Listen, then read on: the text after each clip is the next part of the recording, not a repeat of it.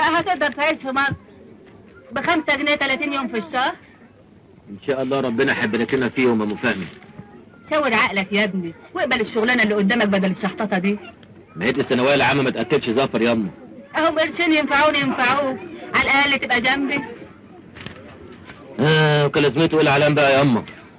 ما كنت فضلت اعزق في الغيط احسن.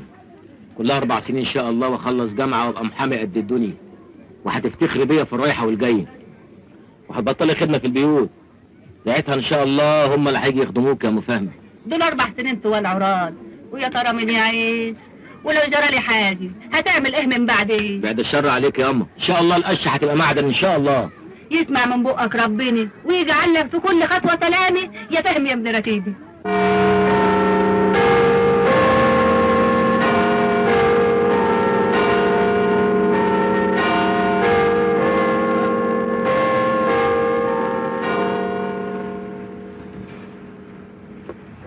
ايه يا فهمي، ايه الاخبار؟ 2-1. ده ماتش الاهلي والمنصوره؟ لا، ده ماتش الدستوري والجنائي والمدني. الله الله الله، هي نتيجه الترم ظهرت ولا ايه؟ رؤوف نجح، وانت ومدحت كوعته كما العاده. وانت عملت ايه يا فهمي؟ زي كل مره رؤوف جيد جدا. يبقى النتيجه الصح بقى 2-2. انتوا العبوا مع بعض، انا احب العب لوحدي. ايه ده؟ في حد يشرب الشاي بالطريقه دي؟ انا حر. له حق، الراجل ناجح بدرجه لما نحلم مش نجيبها. وانا هعمل ايه بالنجاح والدرجات؟ خلي الكلام ده للناس اللي محتاجينه. معك حق، كفايه عليك ابوك بيقلب ويديك. والمرحوم عبد الهادي افندي بابا يعني، ليه ما كانش بيغرف ويديلك؟ عشان كان راجل شريف، مش زي. قصدك ايه؟ وبعدين بقى معاكم، ما تفضونا من الموضوع ده. انا ما احبش حد يكلمني بالطريقه دي. البني ادم ملوش اراده في انه يتولد فقير ولا غني. بقول لكم ايه، خلونا في المهم. هنعمل ايه الليله دي؟ انا سمعت ان في باليه يجنن في الاوبرش، ايه رايكم؟ اهلا، كفايه بقى باليهات واللي شفناه من ورا الباليهات. ليه؟ تخيل يا فهمي اخرج مع واحده من بتوع الباليه، وفي الاخر بعد ما صرفت عليها دم قلبي وجت ساعه الجد طلعت راجل. دي بقى كانت تنفع مدحت. انت كده زودتها قوي. بقول لك ايه يا مدحت، مش كده امال؟ اسمعوا، احنا الليله دي بقى نتقابل في الوقت.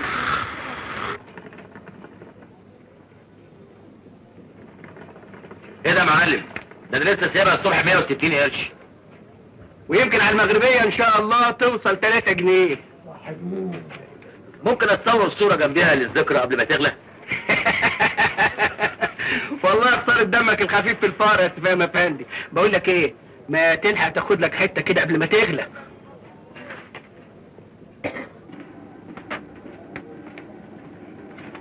صباح الفل يا معلم محروس. اهلا يا استاذنا. ايه زي كل يوم؟ لا انا اصلي زهقت من الفول، المره دي هغير. خليه حبيت لي سندوتشين طعميه. حبيته سندوتشين طعميه. بقول لك ايه يا استاذ فهمي، عندي واحد صاحبي عزيز عليا قوي زيك كده وربنا فتح عليه. ربنا فتح عليه؟ يبقى مش زي يا معلم. لا ان شاء الله انت هتبقى كويس قوي.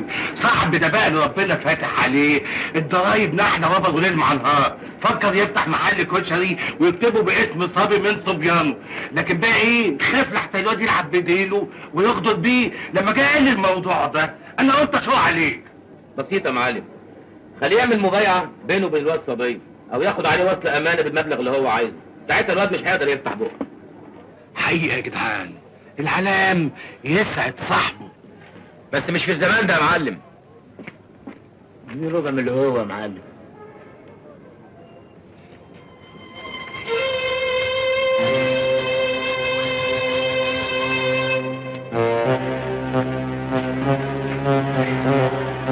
هو البريمو يا معلم.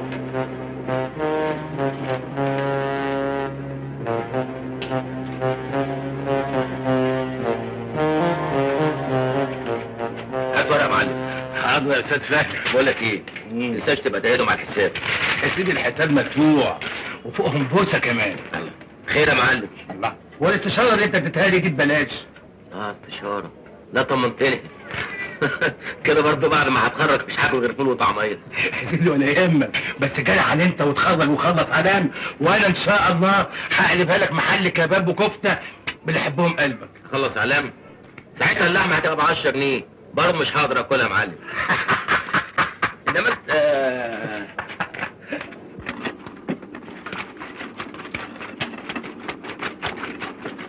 يا ساتر. اتفضل يا اخويا. اوعى يا واد، اوعى يا واد.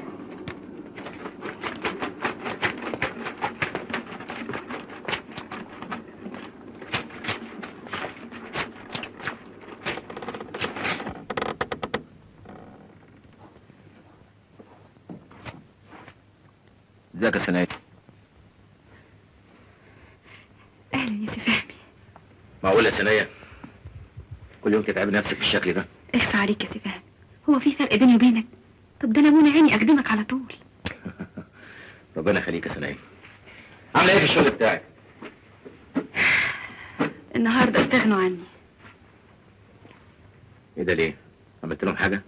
ابدا وحياتك، فجأة كده ما بقتش نازله لهم منظور. لا الرئيس بتاعك كان بيرسم عليك وانت فرقعتيه. ما كانش ممكن اعمل غير كده. يظهر ان بقى صعب ان الواحده تعيش بشرفها. طب وبعدين يا سناء هتعملي ايه؟ ربنا كبير. قولي الاول، انت اتغديت؟ بركه في المعالم محروس. مش عارف من غيره كنت هعمل ايه. يا خساره، كان نفسي تدوق طبيخ ايدي، ده انا عامله لك شويه باميه تاكل صوابعك وراهم. من غير ما ادوق يا سناء، انا عارفك شاطره في كل حاجه. ان شاء الله تسلم. يلزمش اي خدمه تانية؟ عن اذنك.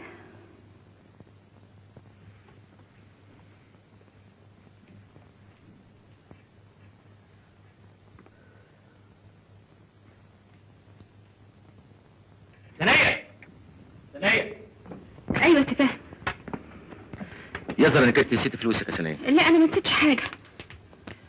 اوعي تعملي حاجه زي كده تاني مره. شفت بقى، شفت انك عامل فرق بيني وبينك؟ ده عشان تشتري بيهم الكتب. خدي فلوسك يا سناء.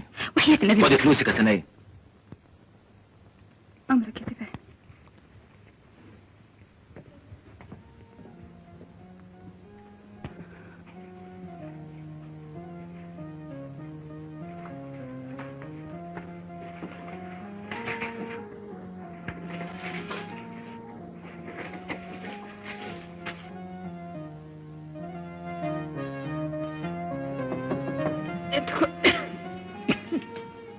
الدواء السناء اللي كتبه الدكتور ده هتاخدي حبايه بعد الفطار كل يوم. ده حبايه كل 6 ساعات. ها؟ ان شاء الله تسلم. ايه ده سناء؟ فلوس الدكتور والدواء. ايوه سناء احنا جيران. وانت ذنبك ايه يا سي فهمي؟ انا عارفه البير وغطاه. ده انت بنت حلال. انت يا دوب عيتي من هنا والجواب بتاع امي وصل من هنا. وهتعيشي ازاي بقيه الشهر يا سي فهمي؟ يا ست ولا يهمك، احنا واخدين على الجوع. انت بس تخفي. انا لا يمكن اقبل كده ابدا. وانا لا يمكن هاخد منك فلوس يا سناء. بعد ما تخفي ان شاء الله هبقى اخدهم منك. عن اذنك. سي فهمي، ربنا يخليك ليا.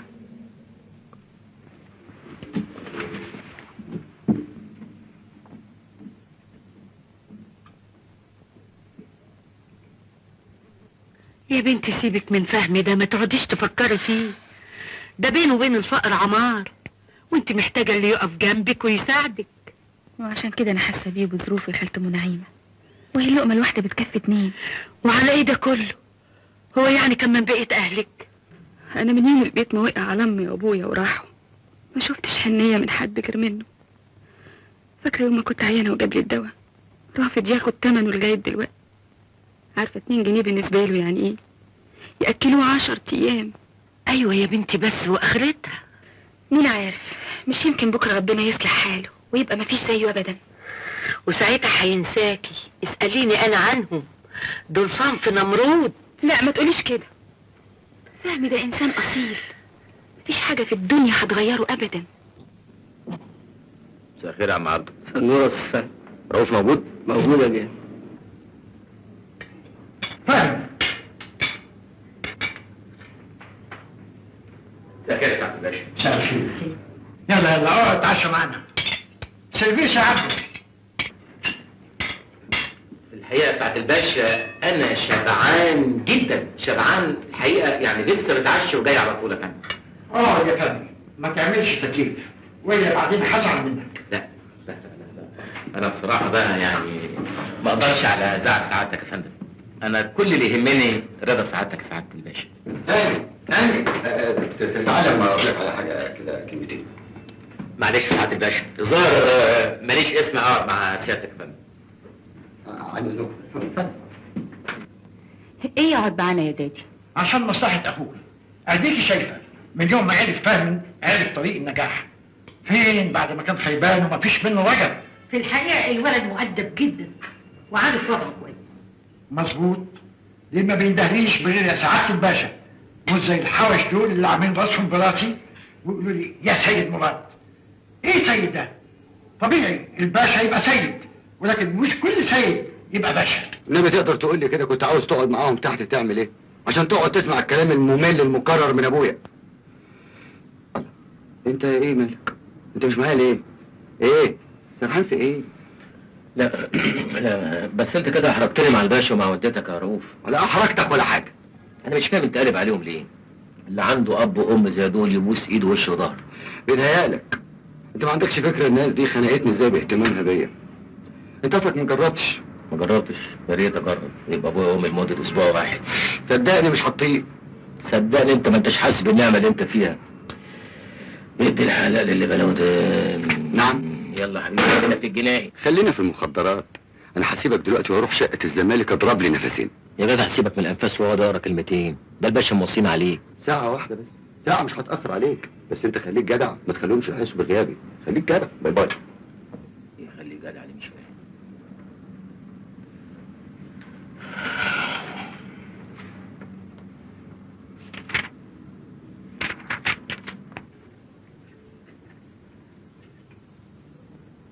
ايه ده يا عم عبد؟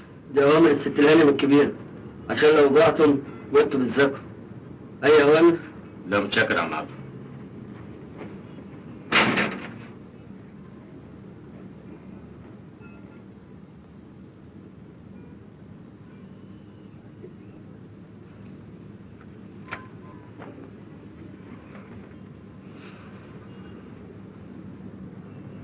امال رؤوف فين؟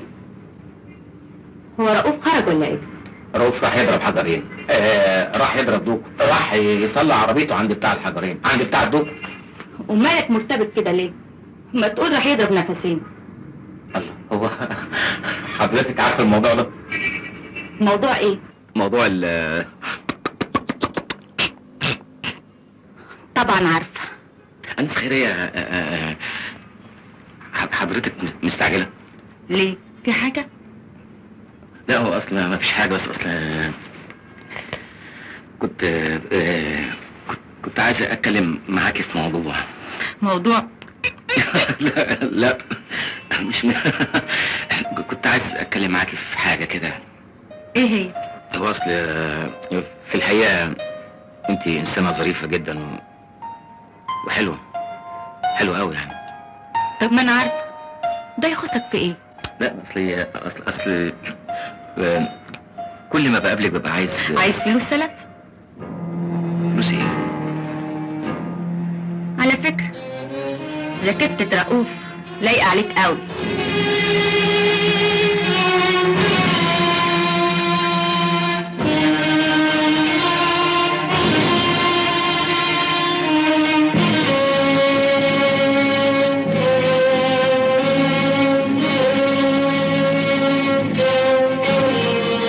فهمي يا عبد اللطيف. لا مش انت.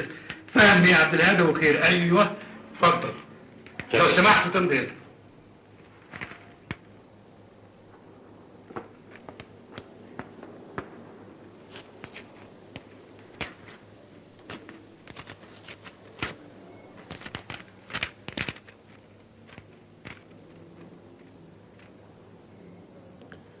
كما أحب أن أعرفك أن الوالدة تطلب منك أن تعتمد على نفسك، فظروفها لا تسمح بإرسال أي نقود لك.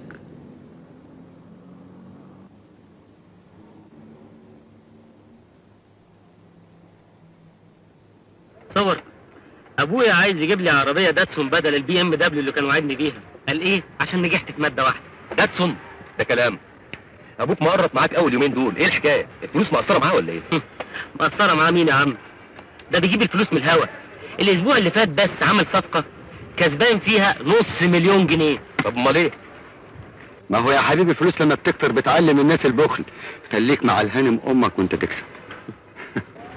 انا بقى طلبت من ابويا حق ناشف، اتفقت معاه ان كل ماده انجح فيها يديني 2000 جنيه بس.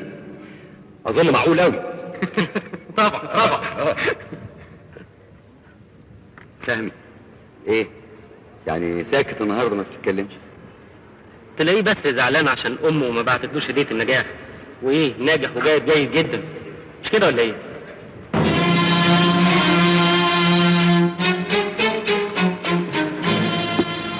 انت وجودك اكبر دليل على ان احنا عايشين في مجتمع فاسد. فهمي رايح فين يا فهمي؟ مش كده يا مدحت، لا خف عن الجدع شويه. اخف عن مين؟ ده شيوعي حاقد. كتر خيرك يا ثانية.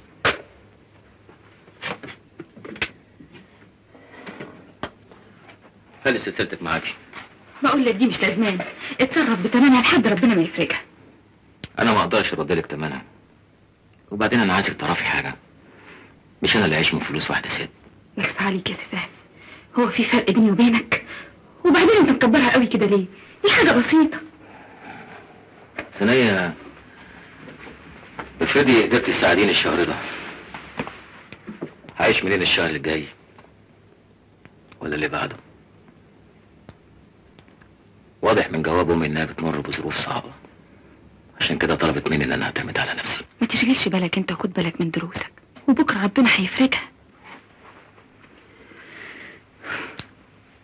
حتى ال5 جنيه اللي كانت امي تشقى وتتبهدل علشان تبعتهم لي بقوا شيء صعب. ده انا عايش عيشة الكلاب.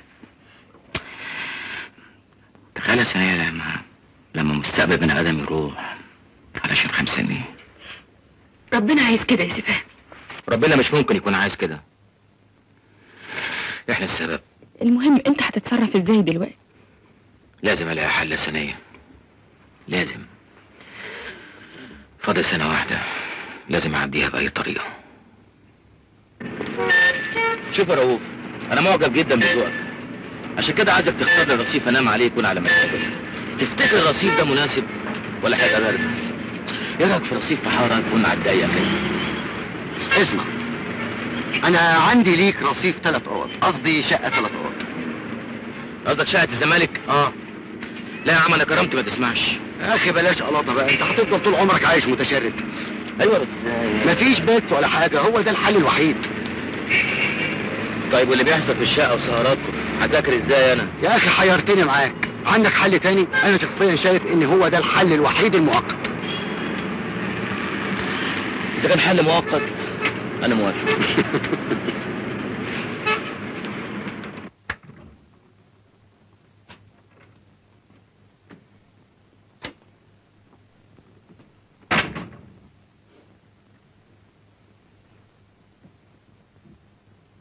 ايه يا عم فهمي، ايه رايك؟ يا نهار اسود، كل دي جواز؟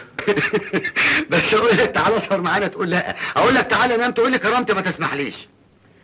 بس انا شفت دول في فيلم بطنية. بطنية كان فيها العدة دي كلها.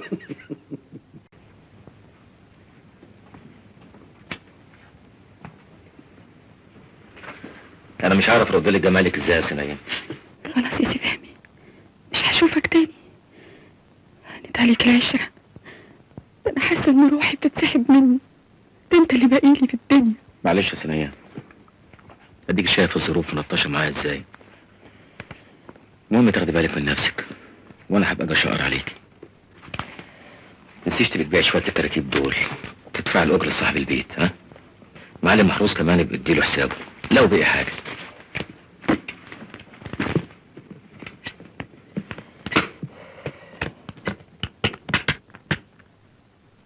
شوف وشك بخير يا ثانية.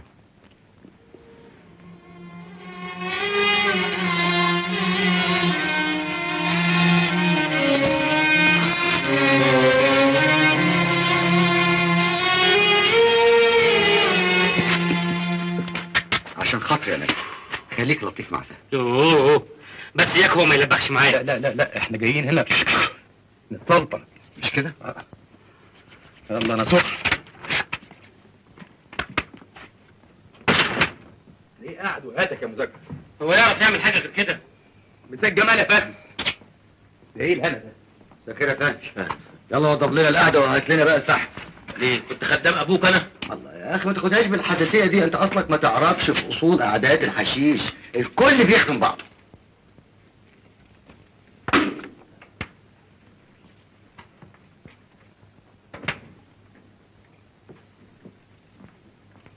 اهلا يا عبد، صرفت كام؟ 2 كيلو كباب وعيش وسلطات 12 جنيه 33 قرش، وادي بقيه الحساب. خلي الباقي علشانك، وبحط الحاجات دي على السفره.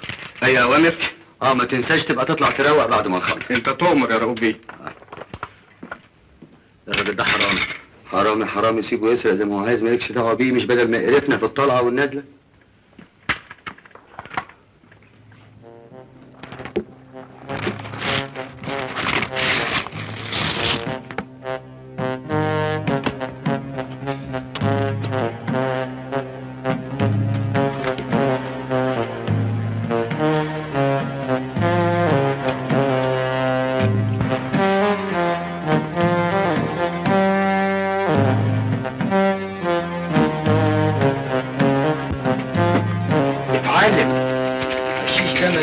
مدرسة كبيرة قوي.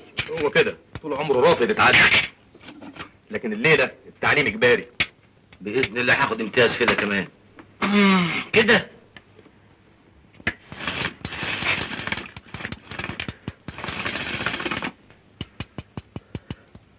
ورينا بقى حلو.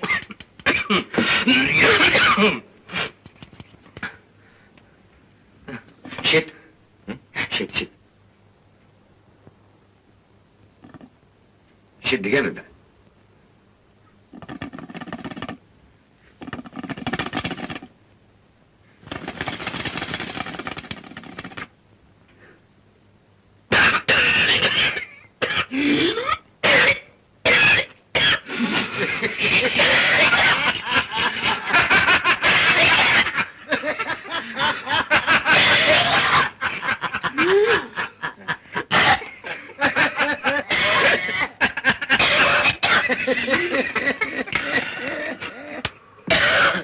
ده انت يظهر هتبلط في سنة أولى. عندك ملحق الدور التاني.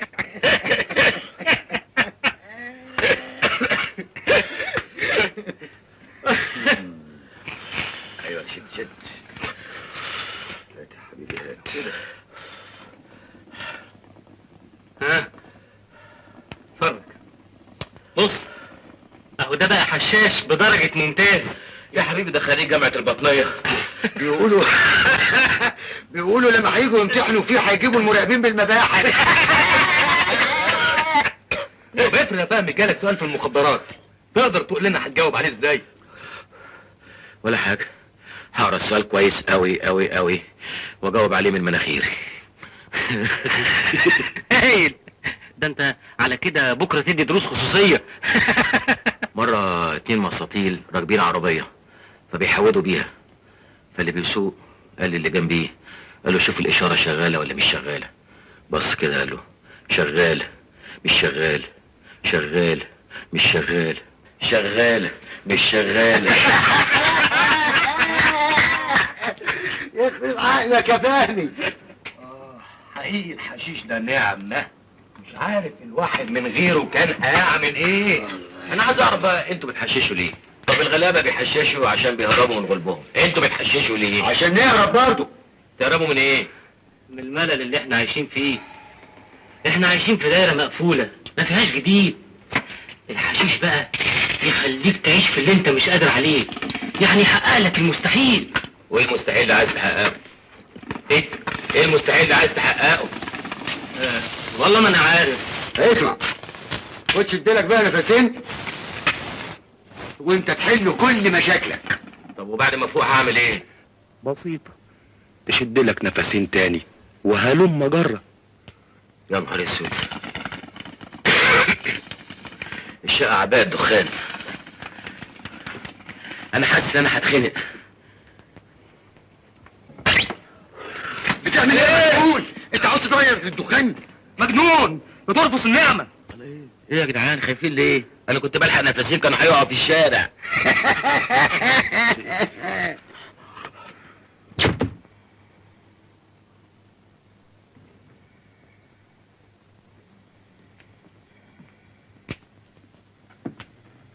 استاذ فهمي استاذ فهمي شغالة مش شغالة، شغالة مش شغالة، شغالة.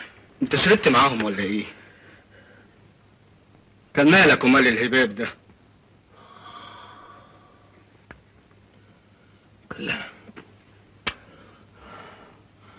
كان لازم اشرب معاهم عشان ابقى زيهم.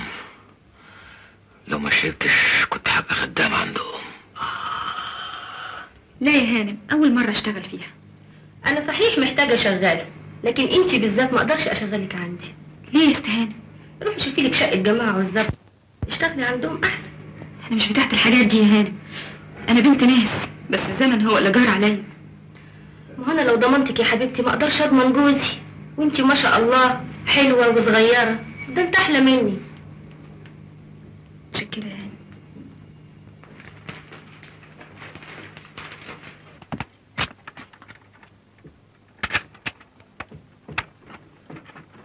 تعالي تعالي ما تخافيش امال.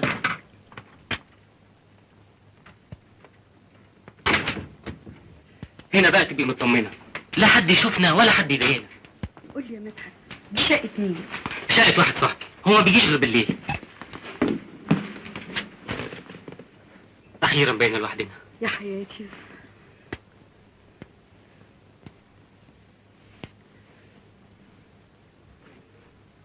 انتوا هتعملوا ايه؟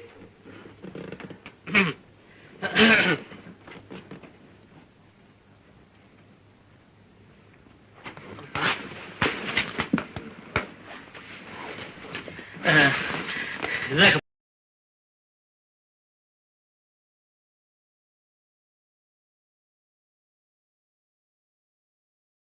مين؟ مدام لولا. لولا مين؟ أنا سعيدة قوي اللي شفتك يا أستاذ. سعيدة ليه؟ وحشني. وحشك ليه؟ ما احنا وشنا في وش بعض طول الليل امبارح، لحقت اوحشك؟ دمه خفيف قوي. انت ما رحتش الكليه ليه النهارده؟ مفيش محاضرات هناك تستاهل، قلت اقعد اذاكر هنا. انت بتشرب السجاير؟ كتير هتتلعب ارض. طب ده انا سمعت النهارده ان الدكتور فتح الله هيحدد الاجزاء اللي هيجي منها الامتحان. طز، انا مذاكر المقرر كله، ما يهمنيش بقى يجي من اوله ومن اخره، الدور والباقي عليك انت. طب بقول ايه؟ اصلي مدام لولا تعبانه وعندها صداع. ما تروح للدكتور. عايزه تشرب كوبايه شاي. يا ريت والنبي يا أستاذ فهمي، أحسن حاسة إن دماغي خلاص هتنفجر. يعني انت جاي هنا عشان تشرب الشاي؟ طب ما القهاوي كتير بره. طب قوم اعمل لها شاي. بقى ده كلام يا راجل، احنا ضيوفك وفي بيتك، امال فين اخلاق القريه؟ ليك عايزاه كشري كمان. كشري كشري.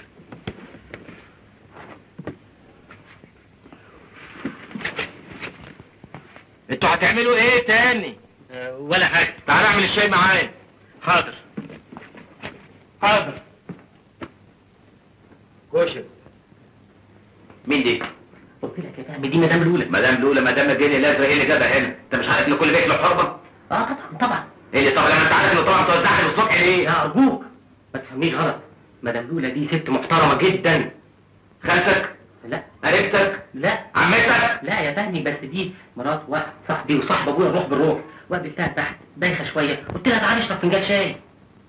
الكلام ده مظبوط ولا حركه من حركاتك؟ ما تفهمنيش غلط يا فهمي، الحاجات دي ما فيهاش هزار، ثم اني بقول لك دي مرات واحد صاحب ابويا.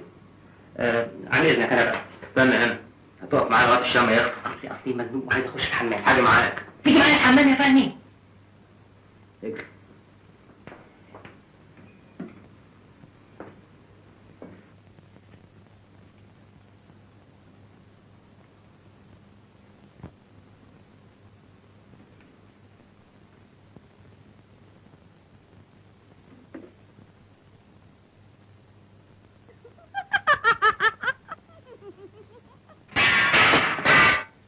بصراحة يا فهمي أنا شايف إن الموضوع تافه وما يستحقش منك ده كله. تافه؟ يجيب واحدة ست الشقة قدامي ويخش الأوضة وأنا واقف ويقفل عليهم الباب بالمفتاح وأسمع ضحكتها بالطرع وطريق تافه. اسمع، أنا فلاح ما أحبش المسخرة دي. أنت مش بتقول إن هم دخلوا الأوضة وقفلوا على نفسهم الباب بالمفتاح؟ وقف حالا استنى. تقول عليا إيه هي دلوقتي؟ وهي هتشوفك تاني فين بعد كده؟ دي هي الحكاية مرة واحدة وباي باي، سعيدة زي نفس الحشيش، لما يخرج تشد غيره. حشيش إيه؟ شفتش ايه؟ دي واحده ست متجوزه، افرض جوزها طاب ولقاني واقف هيقول عليا ايه؟ طب روق انا هقول لمدحت ما يكررش الموضوع ده تاني. خلاص تسحب منه المفتاح. حاضر، هسحب منه المفتاح، بس اوعى تطبق المبدأ ده علينا كمان. رؤوف اوعى تفكر تعمل المسخره دي وانا موجود. حاضر، يلا بينا بقى دلوقتي عشان نشتري تعميرة، عشان عندنا قعدة كبيرة. يلا.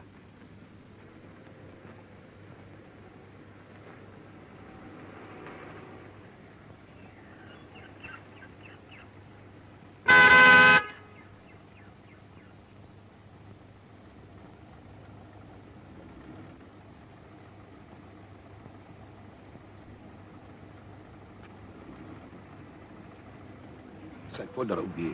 الخير يا عنتر، ده فهمي صاحبي. اهلا وسهلا. اهلا وسهلا، تحت امرك يا رؤوف بيه. ايه اخبار النظام النهارده؟ عندي حاجه الليله هتعجبك قوي. احنا ما بناخدش منك غير كلام. طب هتجرب وتدعي لي؟ يا ابني شوف. عيني. يلا خد بالك بقى من المكان ده كويس. تاني مكان ده ليه؟ جايز نزنق كده ولا كده تبقى انت تخطف رجلك. لا يا حبيبي انا ماليش دعوه. مش لازم يكون عندك خبره كده وتطقطق وتفهم في كل حاجه.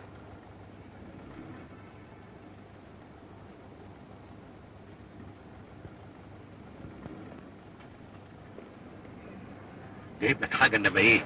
عسل. شوف اكسرك وعشان خاطرك بنفس السعر. ليلتك قشطه. ليلتك فل.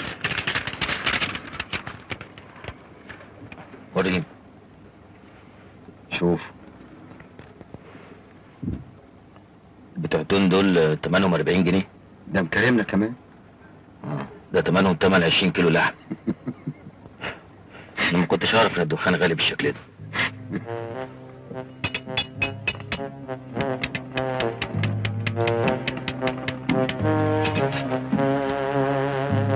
تعرف يا مجاهد بيه، انا من يوم ما اشتغلت بالسياسه وانا بحب اقعد مع الشباب اهو بتعرف على افكارهم ومشاكلهم، ودي بتديني افكار بعيده للسياسه. ده مفهوم متطور وجديد للسياسه. الله، امال فين مدحت وكمال؟ مدحت راح يحضر فرح ابوه. اديله بالجامد. قصدي واحد صاحب ابوه، اما كمال مش عارف عنه حاجه. ناس مش ملتزمه زينا يا استاذ. ايوه. انت يا سيدي عمال تشبط لي في الحجاره كده وما بتشربش. انت حارم نفسك من الجوزه ليه؟ بس انا احب اشم الدخان من بعيد لبعيد. حضرتك شمام؟ نعم. يبقى اسماعيلاوي. لما حضرتك من اسطنبول. اشمعنى؟ عشان القرع اسطنبولي. جامد ده بتاع السياسه يا فل. اللي اقول لي يا رفعت بيه، نعم يا سيدي. عملت لي ايه في اذن الاستيراد؟ اتقل، كلها نفسين وتتعدد. انا مش فاهم على ايه القيود دي. اطمن، ده هيحصل تغيرات عظيمه في البلد والكل هيتنغنغ ويتنعنش. تغييرات ايه يا رفعت بيه؟ اولا هيرفعوا الحراسات، وكل واحد هياخد فلوسه، والبلد هتنفتح قوي قوي قوي. هتوسع يعني. بقى ده كلام سعادة البيه. كل حاجة هترجع زي ما كانت. امال كل اللي اتعمل ده كان فايدته ايه؟ دي مرحلة كانت محتاجة لتصحيح. تصحيح؟ الله، يعني بقى هيرجعوا البهوات والبشوات والملك يرجع كمان وكأنك ابو زيت مغزيت. ها؟ انت اصلك يا فهمي مش عارف ايه اللي كان بيحصل في حكاية الحراسات دي؟ لا بيه، انا فاهم اللي كان بيحصل قبل الحراسات. تقدر تقول لي الحراسات عملت ايه للدولة؟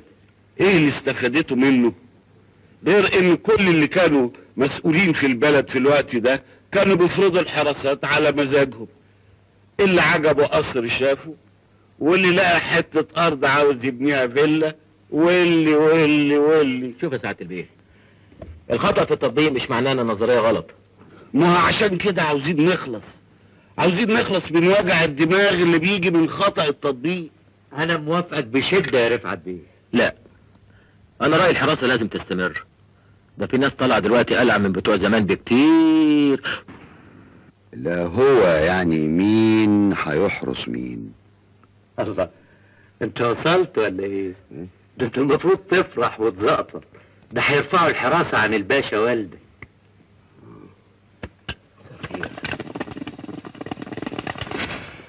الله، تضرب على البطرمان حلوة أوي أوي أوي أوي. لا انا زعلانه منك قوي. ليه؟ ما بتسالش عليا.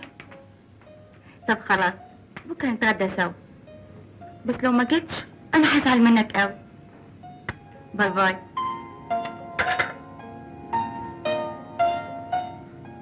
مالك بتبصلي كده ليه؟ لا اصل انا انت ايه حكايتك؟ كل ما تشوفني انا انت ايه؟ لا ولا حاجه. طب ما انا عارفه. حسني رؤوف اصله مستنيك. لا انا اصلي مش جاي الرؤوف، انا جاي لسعاده الباشا، عندي خبر مهم جدا هيفرحه. خبر ايه؟ اصلهم خلاص هيرفعوا الحراسات. ايه؟ بتقول ايه؟ هيشيل حراسه، يعني املاك الباشا هترجع له. انت متاكد؟ حقيقي يا فهمي؟ انا مش قادره اصدق. حبيبي انا بحبك. ده خبر هايل يجنن. حقيقي ما تتصورش قد ايه انا هطير من الفرحه. وانا كمان. دادي يعني انت كمان بتحبيني؟ اسكت يا اخي.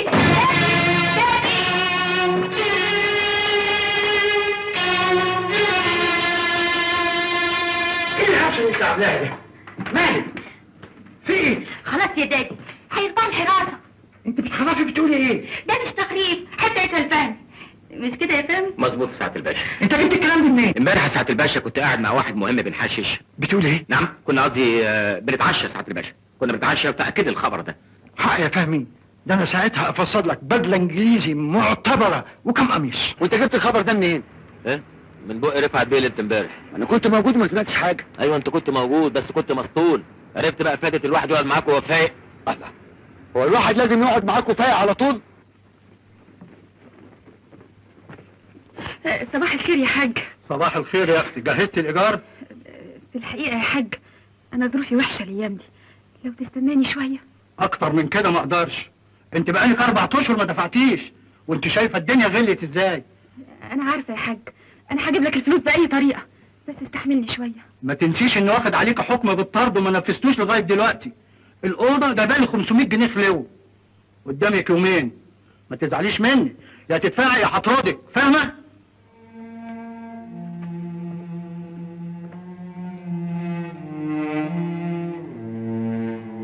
بقول لك ايه يا فهمي؟ إيه؟ وحياتك توصل لحد عنتر تشتري لنا منه قرشين حشيش. اشتري ايه؟ ما انا هقول لك، اصل الشله يا سيدي مصره الليله دي انها تحتفل برفع الحراسه عن بابا.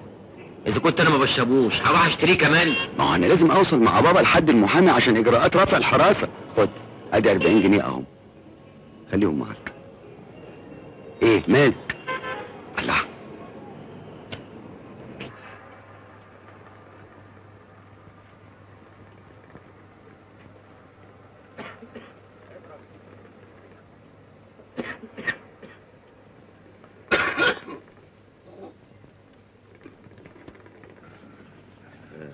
شوفش المعلم عنتر؟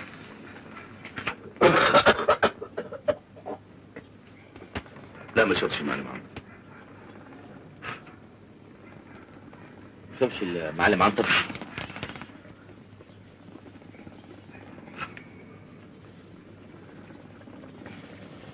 يا معلم عنتر، معلم عنتر. مساء الخير يا معلم. يا مرحبا. انا اللي جيت مع رؤوف لما كنت معاه في العربيه، مش فاكرني؟ افتكرت. اي خدمه. رؤوف بيسلم عليك وبيقول لك هو عايز من اللي بياخد منه. ماشي.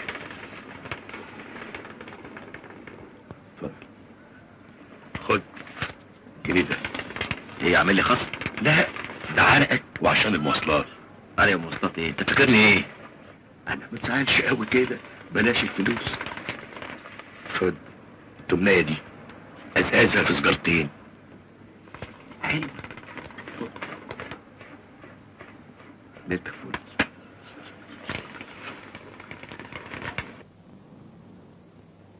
شفت بقى ان عنتر طول عمره كان بيسرقنا؟ عمره ما اداني حته زياده، وانت يديك تمنايه بحالها. انت اصلا غشيم، ما تعرفش تتفاهم مع الاصناف دي. خلاص يا عم، ما دام انت حدق كده انت المسؤول عن التموين. هو يفوت لك وانت تفوت لنا.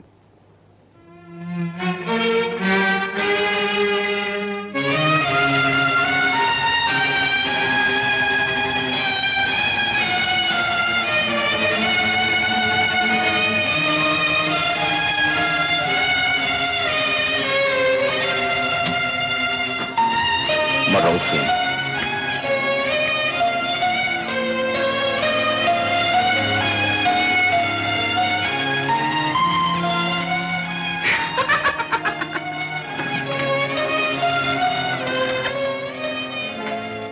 تضحك على ايه؟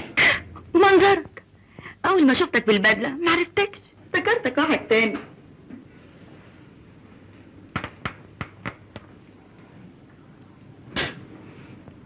يا دوب ما بتغيرش صاحبها. واشمعنى غيرتك انت؟ قلت لك ما بتبصيش غير للمظاهر. ما كنتش عارف انك كمان فيلسوف. انت ما تعرفيش حاجة ابدا. ايه قله الادب دي؟ انت ازاي تكلمني بالطريقه دي؟ انت نسيت انا مين؟ هتكوني مين يعني؟ انت واحدة من بره متزوقة ومن جوه فاضية.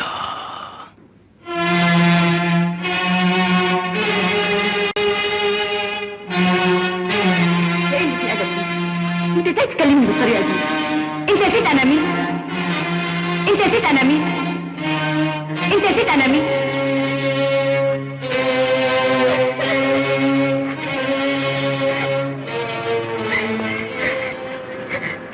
سنية مالك يا سنية؟ في ايه؟ ايه اللي معادك كده بتعيطي ليه؟ سنية في ايه يا سنية؟ طب قومي تعالي معايا اغسلي وشك ورواق.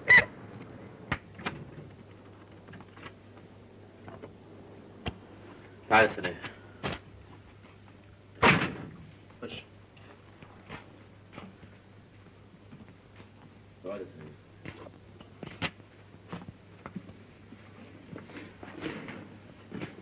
ايه مالك؟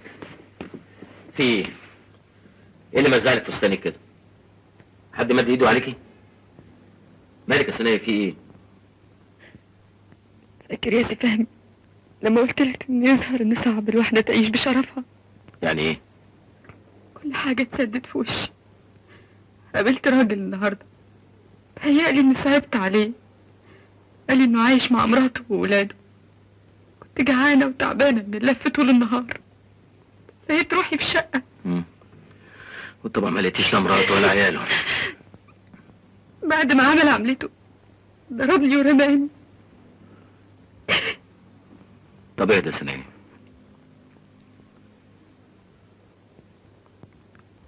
عندك مانع تقعدي معايا هنا؟ هنا؟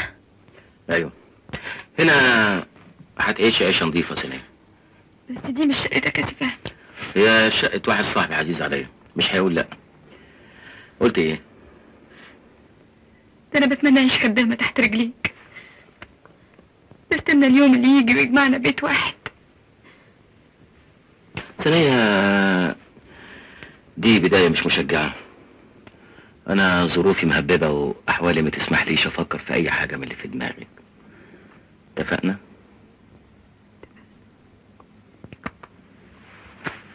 انت مش كنت معترض ان اي واحدة تدخل الشقة؟ ايه اللي خلاك بقى تغير رأيك؟ سنية مش اي واحدة، دي بنت غلبانة واخلاقها كويسة، هتاخد بالها من الشقة رؤوف. وطبعا هتخلي بالها منك انت كمان. انت عارف كويس ان انا ماليش في الحاجات دي. انت كل حاجة تقول لي ماليش فيها ماليش فيها، وبعدين تطلع فيها استاذ واستاذ كبير قوي. بس على فكرة انا عايز اقول لك على حاجة، عبده البواب هيزعل، وجود ثانية هيقطع عيشه. ثانية مش هتاخد ولا مليم ومش هتنزل الشارع، يعني ممكن عبد البواب يستفيد من مشاوير السوق زي ما هو عايز. طب بقول لك ايه، يلا بينا بقى عشان عايز اضرب نفسين احسن صدعت.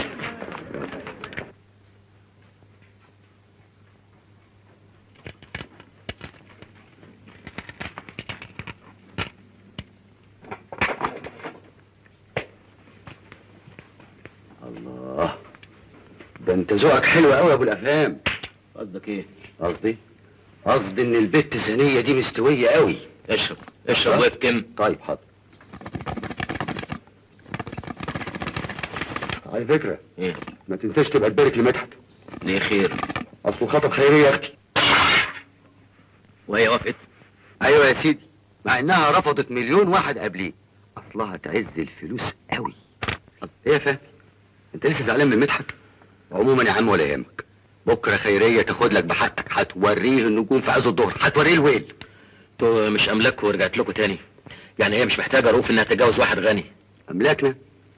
مش اكتشفنا ان هم اتصرفوا فيها وباعوها وقال ايه هيصرفوا لنا تعويض؟ يعني عمليه نصب رسمي. قول لي يا فهمي، انت جربت البيت الثانيه دي قبل كده؟ تهيألي انها حاجه مفتخره قوي. مالك؟ انت مش عاجبني النهارده؟ في حاجه قلقاك ولا حاجه؟ فهمي، بقول لك ايه، انت جربت البيت الثانيه دي قبل كده؟ قلت لك دي بنت شريفه، شيلها من دماغك. ايوه بس الشقه دي مفيش مكان فيها للاشراف، دي وكر للملذات يا فهمي. ما النسوان على قفا من يشيل. البنت دي لا مقامك ولا مستواك. ايوه بس البنت دخلت مزاجي. رايح فين؟ رايح ادوب الفوارق بين الطبقات، هعمل تلاحم بين الارستقراطيه والبلوريتاريا. روح رؤوف هنيه رؤوف ايه يا فهمي؟ رؤوف عشان خاطري تبقى طبق نظراتك دي على واحده تانيه، بلاش اخسرك. مفيش حاجة يا سيدي. مفيش حاجه يا سنية. لا مفيش حاجه ثانيه، انا عايز اقول لك على رؤوف عايز اقول لك على حاجه. رؤوف افتح على رؤوف، انا هحكي لك على الموضوع. رؤوف رؤوف افتح على رؤوف، افتح على رؤوف يا واحد.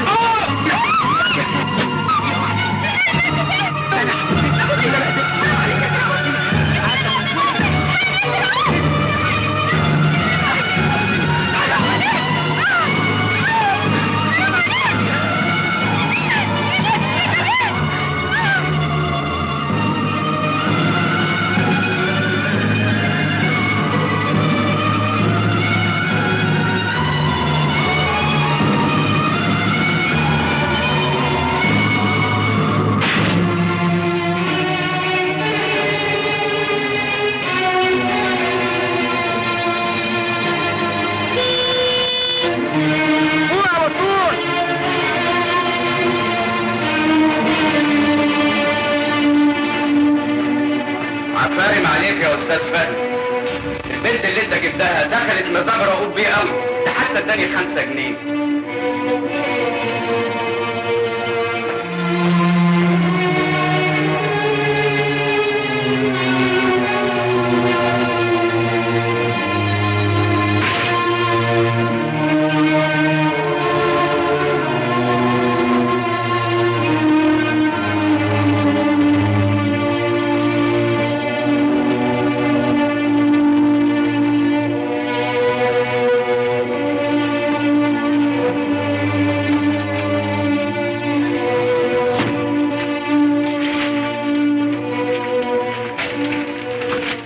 رايحه فين؟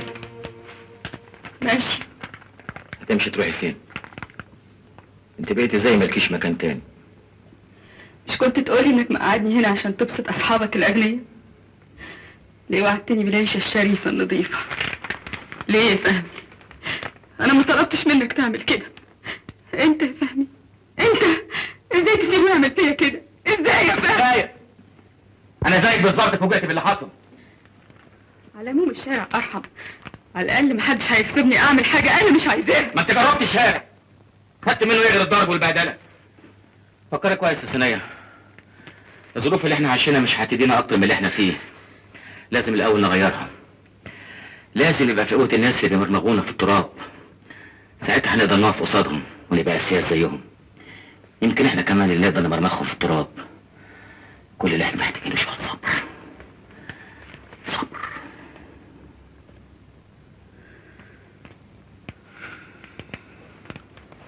بس اللي خلاك تيجي وشحطت نفسك يا فهمي هي بس يا ابني مصاريف، مالكش حق ابدا يا عوض. انا مش قلت لك ما تبعتلوش؟ دي كلام يا خالة، ده ابنك اللي مالكيش غير. ده هتبقي تعبانة يا أما، ومش عايزين اجي اطمن عليكي. ده انت اللي ليا في الدنيا.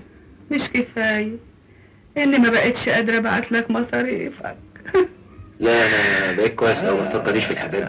المهم انت تقومي بالسلامة.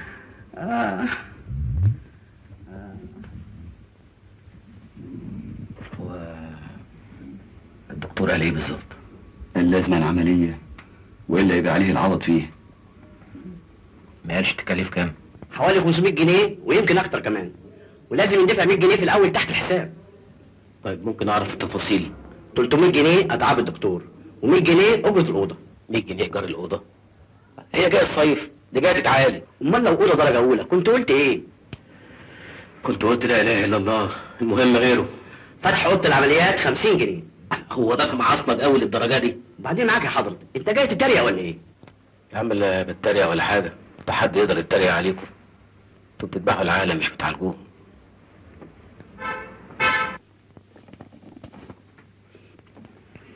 انا اسف يا فهمي، ال 100 جنيه اللي انا كنت مدكنهم واشتريت بيهم حشيش ما قلتليش ليه قبل كده؟ اسمع، ما تشوف مدحت ولا كمال، اكيد واحد فيهم هيديك اللي انت عايزه. ولا يهمك.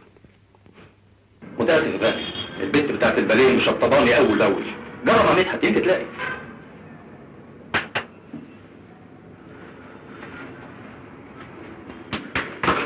كويس نعمل حته قبل ما تنزل. بقول لك ايه يا بدحت، انا امي تعبانه ومحتاجه قرشين عشان عايز ادخلها مستشفى. طب ما توديهم مستشفى حكومه، ما يعني لازم مستشفى خاصه. ايوه بس دي محتاجه واسطه وهي لازم تعمل عمليه بسرعه. اسف يا فهمي مش هقدر اعمل لك حاجه، معلش انا مستعجل شويه.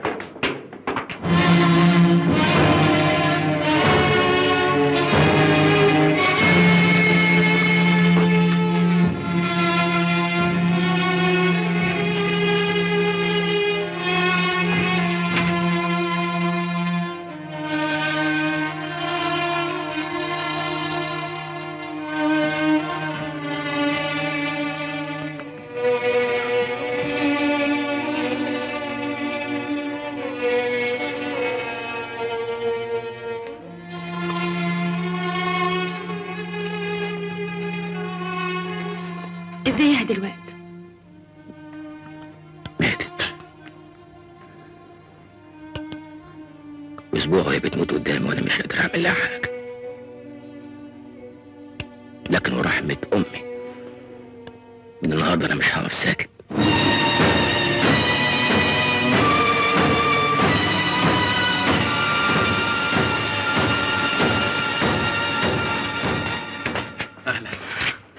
المخدرات اللي زقدها يا فندم. خد على البوكس. سيبه. احنا متشكرين قوي يا استاذ فهمي على التعاون معانا. على ايه بيه؟ ده شكر على واجب.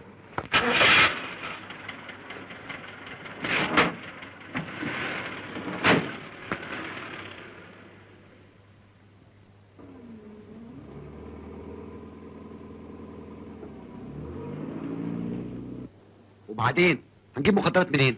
اللي يشوفك محموق كده يقول بتدور على رز ولا على صابون. اطمن، مفيش اكتر من المخدرات في البلد. ايوه بس عنتر كنا عارفينه واخدين عليه. ولا يهمك، مش انا مسؤول التموين، انا هتصرف. بالحضن بالحضن بالحضن بالحضن.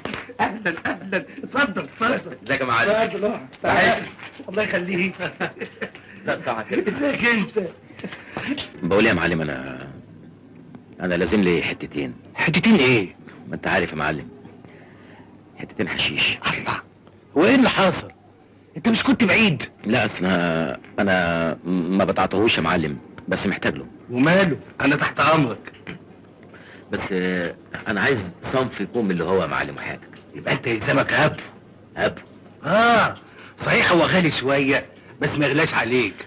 والهبو ده يفرق ايه عن الاصناف التانية يعني يا معلم؟ ما يفرقش كتير، هو في النفسين الاولين بس، لكن بعد الزبون ما ينسطل لو حطيت له حنه في الجوزه مش هيفرق. زي الخمرج بالظبط، في الاول يشرب كاس الويسكي يتكيف تمام قوي، بعد ما يسكر لو حطيت له منقوع بلاطيش مش هيفرق بينهم. طيب اديني حته هبو وحته من الصنف التاني وانا هعرف اكيف المسائل كويس، بس يا ريت يا معلم تستنى عليا في التمن شويه. ما تقولش كده يا سي فهمي، انا تحت امرك وسداد. اهو ده الحشيش ولا بلاش؟ 100 فل و10 عليك يا فهمي، مش زي اللي كان بيضحك بيه عنتر علينا. عنتر ابن حراميه حقيقي. انت عارف البوليس مسكه ليه؟ ليه؟ عشان كان بيغش في الصنف. انت بتجيب الصنف ده منين يا فهمي؟ لا ده السر بقى ساعة البيه. الله. بقول لك ايه؟ قول. ما تخففوا الحكم على الصنف ده شويه، خلي الناس تنبسط. هو بكام الوقيه؟ زي ما بجيبه بيه ب 160 جنيه. طيب هات لي وقيه. ماشي يا سعاده البيه. وانا يا فندم ايوه هات لي قرش. ماشي بيه. حضرتك وهي عايز قرش وانت كمان مش عايز حاجه؟ انا كفايه عليا نص قرش. ماشي. هي حشيشة عادية، انما هات لي. ما بجيبش. نعم. ما بجيبش. مستعجل عليا يا سفاهم، ما كنت تخليهم شويه. ما دام فرجت يبقى لزوم وقت اخير يا معلم. بقول لك ايه يا معلم، انا عايزك تحضر لي على المغربيه وهي ونص لوحديها وقرش لوحده ونص لوحده. الله الله الله الله، ايه ده كله ايه ده كله؟ يا بخت من النفع والسنفع يا معلم. بس دي شغلانه كبيره قوي، خد بالك من نفسك. كله على الله. اتفضل مع السلامه يا سفاهم.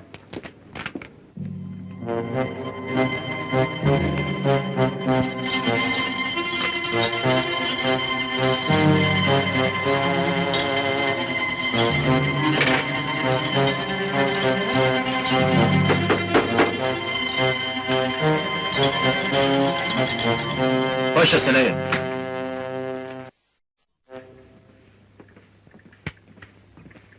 عملت لك كوبايه شاي هتخليك تعرف تذاكر تمام. ربنا يخليك يا سلام. اي خدمه تانية؟ لا متشكر. رايحه فين؟ هسيبك عشان تعرف تذاكر. لا اقعد عشان عايز اتكلم معاك شويه. عينيا. طبعا يا سنية انت شايفه الناس بتجري على الفلوس والتهليب على ودنه.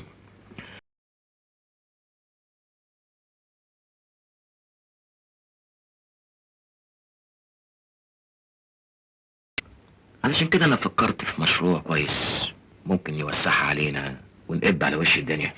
مشروع ايه تفهم؟ هو مشروع كويس، مشروع كويس قوي يعني، بس انت مش هتفهمي فيه لانه معقد شويه. المهم هو يلزم له قرشين. قد ايه يعني؟ اي مبلغ سنيه، وانا هعرف استثمره كويس واكبر المبلغ ده. طب اسمع يا تفهمي، انا عندي سلسله ما شاء الله غاليه عليا قوي من ريحه امي، ما كنتش عايزه ابيعها، رهنتها عند ام اسماعيل على 20 جنيه. روح فك الرهنيه وخدها بيعها النهارده تجيب لها الشيء الفلاني. بس انت ضامن المشروع ده قوي يا تفهمي؟ ضامنه؟ الا ضامنه. ده القرش فيه بيجيب 10 جنيه. قول يا سفاهم ما تتكسفش، انت عارف معرفتك عندي قد ايه. انت عارف يا معلم ان انا ما عنديش غير شويه اصحاب، واللي بيجي من وراهم ما بيكفيش المعايش.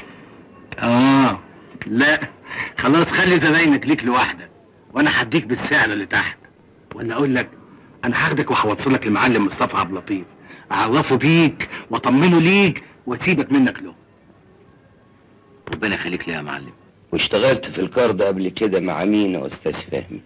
ده بالباطن يا حاج، كنت بشتغل مع المعلم محروس. وبقالك قد ايه؟ شهرين تقريبا. ياه، ده انت لسه نونه في اللفه. في اللفه ايه يا حاج؟ ده اتولد استاذ وبكره هيبقى له صيت في الكارد بتاعنا. على ضمانتك؟ زي الجنيه الدهب. بقى شوف يا استاذ فهمي، اهم حاجتين في الكارد بتاعنا ده كلمة الشرف والجدعانة. الخاين ما بينفدش من ايدينا حتى لو راح اخر الدنيا. ربنا يبعد عننا ولاد الحرام. تقدر تشيل قد ايه؟ اشيل؟ توزع يعني؟ لا ما هو اسمع، من هنا ورايح لازم تحفظ الكلام بتاعنا. انا اشيل نص كيلو. وهو كذلك. تعال بكره وانا اصرف لك التموين. بس انا لسه ما طلعتش بطاقه تموين يا معلم. ربنا يوفقنا.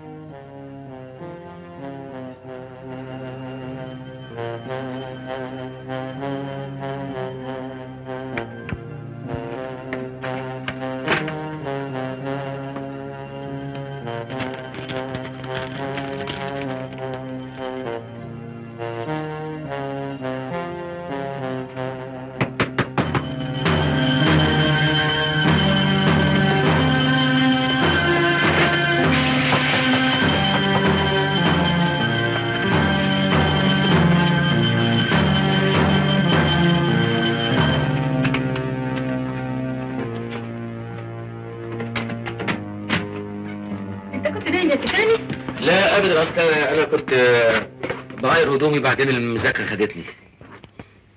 ايه ده يا سفاح؟ ده وانت بتعمل بيه ايه ده؟ انا يعني اصل ده بينفعني في المذاكره قوي، لان لازم اوزن بالمسائل بالملي، لان الملي بيفرق مبالغ. قلتلي. إلهي ينجح مقصدك ويعلي مراتبك واشوفك منور كده بالشريط الاحمر. والله يا سنية انا خايف لا تشوفيني بالبدلة الحمراء. شر بره وبعيد يا سي فهمي.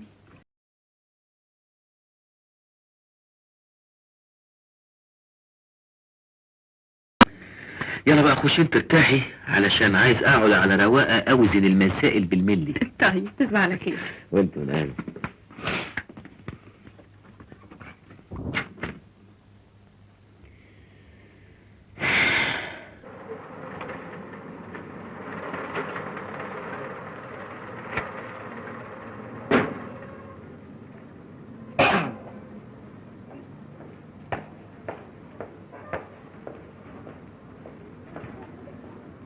ايه ده؟ ايه العظمه دي؟ ايه الحلاوه دي؟ ما تشغلني معاك بعد ما اخد الليسانس.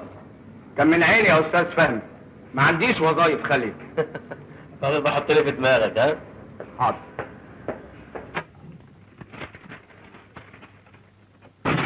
ثانية ثانية تعالي بصي جبت لك ايه؟ ده لما هتلبسيه هينطع عليكي بقى. ايه مالك؟ اصل اتغشيت فيك تاني.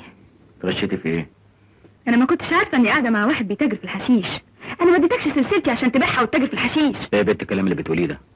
حشيش ايه اللي بتاجر فيه؟ ما تنكرش، انا شفت كل حاجه. شفت ايه؟ شفت الحشيش اللي مالي بيه دلوقتي. ده بتاع رؤوف وانت عارفه كده كويس.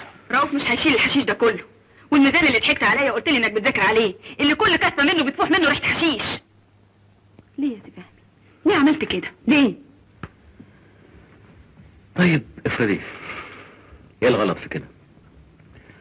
انا لا اول ولا اخر واحد هشتغل في الممنوع. ما المحلات اللي بتبيع خمره على قفا من يشيل، والناس اللي بتهلي ماليه البلد. لكن انت غير دول، انت متعلم وعارف الصح من الغلط، مش خايف على مستقبلك اللي شيك عشانه؟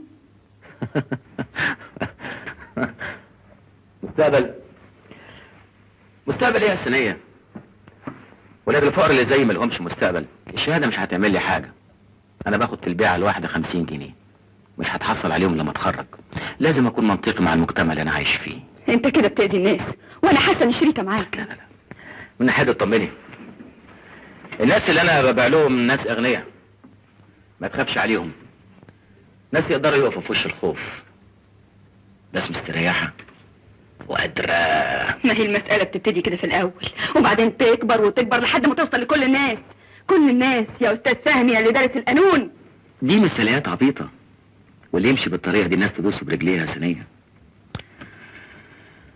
الحياه بقت فلوس، ومحدش بيسأل التاني دلوقتي انت جبت فلوسك منين. ممكن تجيبها عن طريق شريف. يبقى هفضل شحات. ثانية، في ناس مالية البلد دلوقتي عملت ملايين في سنة ولا 2. تفتكري يعملوها بطريق شريف؟ قطعا اشتغلوا في الغلط. انا يمكن لو كنت عرفت الطريق ده من بدري، يمكن كنت اقدر انقذهم من الموت. ما كنتش فاكره انك هتتغير اوام كده. هم اللي اضطروني لكده يا ثانية. عشان كده حسبت لهم ان انا لو مشيت في سكتهم هبقى احسن منهم، هبقى سيد سيدهم. انت كنت سيد سيدهم قبل ما تقع في اللي وقعت فيه. يا خساره، يا خساره يا سي فهمي، يا خساره.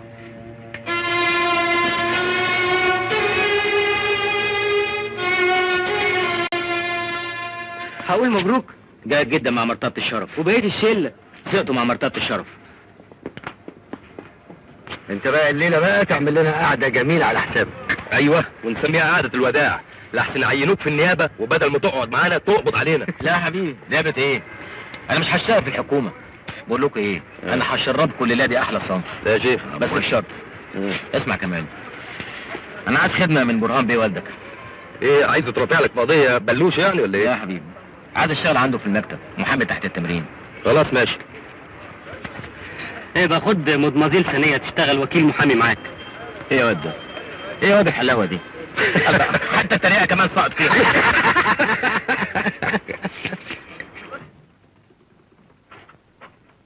ثانية ثانية، أنا نجحت يا ثانية.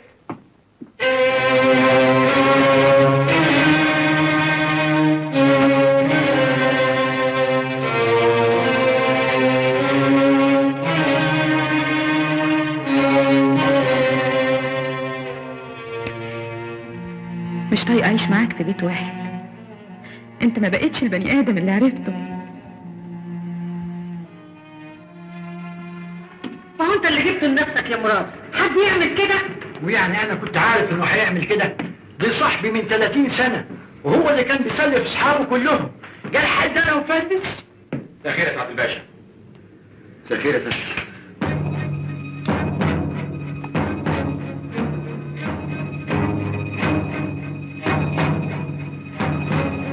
ايه مالكم؟ في يا سعادة الباشا؟ في يا رؤوف؟ بابا يا سيدي كان ضامن واحد صاحبه ب 60,000 جنيه، والنهارده بس اكتشف انه ما سددش المبلغ وكمان اعلن افلاسه. وطبعا الباشا لازم يدفع المبلغ لان الضامن غارم.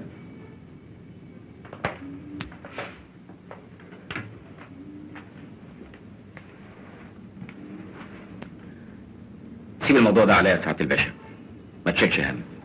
ما شيلش هم ازاي يا ولد؟ وانت لسه قايل بنفسك دلوقتي الضامن غارم، دول 60,000 جنيه. طب واللي يطلعك من المشكلة دي زي الشعرة من العجينة؟ انت قاعد بتهجس بتقول ايه؟ دي موضوع فيه مشاكل وقضايا ومحاكم، لازم محامين كبار، ولا عشان يعني انت نجحت وخدت الليسانس فاكر انك هتفتح عكة؟ جرب يا سعادة الباشا، مش هتخسر. حق يبقى لك الحلاوة يا فهمي. لا يا سعادة الباشا، دي مش هتبقى حلاوة، دي هتبقى اتعاب. انا بس عايز دلوقتي كل البيانات عن الشخص اللي انت ضمنته.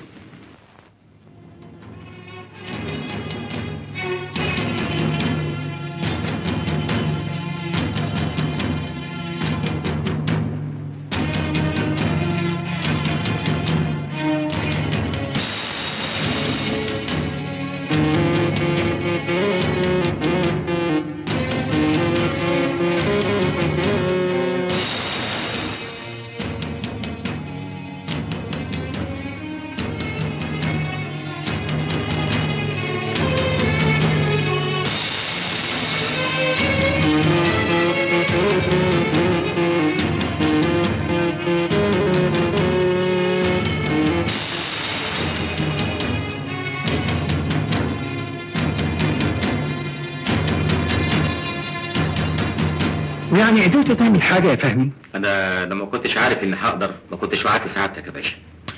انا معايا مستند يثبت ان فؤاد الشربيني كتب عمارة باسم مراته الاسبوع اللي فات 850,000 جنيه وبعد كده اشهر افلاسه. يخرب عقلك يا فهمي، ده انت حقيقي بطل. وفين المستند ده؟ سيادتك تمضي لي الاول على الورقة دي. ورقة ايه؟ ايه اللي انت طالبه ده؟ 20% اتعاب؟ اول ما تشطح تنطح؟ ومعانا احنا يا ولد؟ طيب خليك معقول.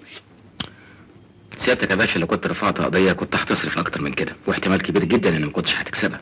اسمع يا ولد، انا هدفع لك 10%، 6,000 جنيه. خلاص يا باشا، اللي تشوفه. ما تتصورش الموضوع ده قلقني قد ايه، مخليني ما بنامش طول الليل. لا اطمني يا لولا هانم، ده موضوع بسيط، كل اللي محتاجه مجرد استشكال. ايوه فهمي، في حاجة؟ قضية زنانير يا فندم. مين؟ فهمي؟ مش معقول. انت بتعمل ايه هنا؟ ازيك يا رفعت بيه؟ لا ولا حاجة، انا بتمرن هنا عند سعادة الباشا. انتوا تعرفوا بعض؟ يو عايز المعرفة يا فندم. اهلا اهلا يا فهمي. اهلا بيك يا فندم. لولا هانم مراتي. شرفنا يا فندم.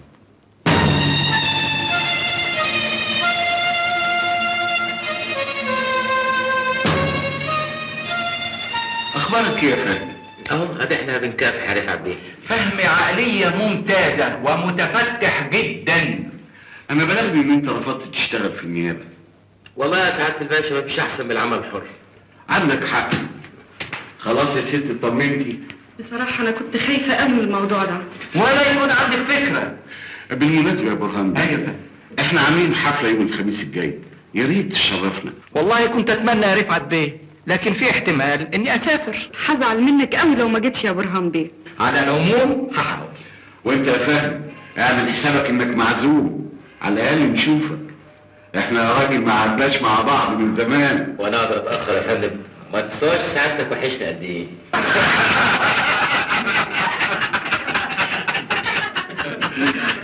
يخرب عقلك يا فهمي، انا عمري ما شفت شخصيه بالظرف ده وبالذكاء ده. ربنا يخليك يا رفعت بيه. الله يخليك. عاوزين بقى نزورك يا فهمي بيه عشان نستمتع بيك اكتر. ده انت تشرف يا صبري بيه. يا ريت كمان نشوف عبد الفتاح باشا عشان نتكلم في المشروع اللي اتكلمنا عليه. طبعا ان شاء الله. بس خد بالك يا فهمي، عبد الفتاح بيبقى شاطر قوي. ما يقع على الشاطر، هو هيكسب وانا هكسب. واخد بالك يا رفعت بيه؟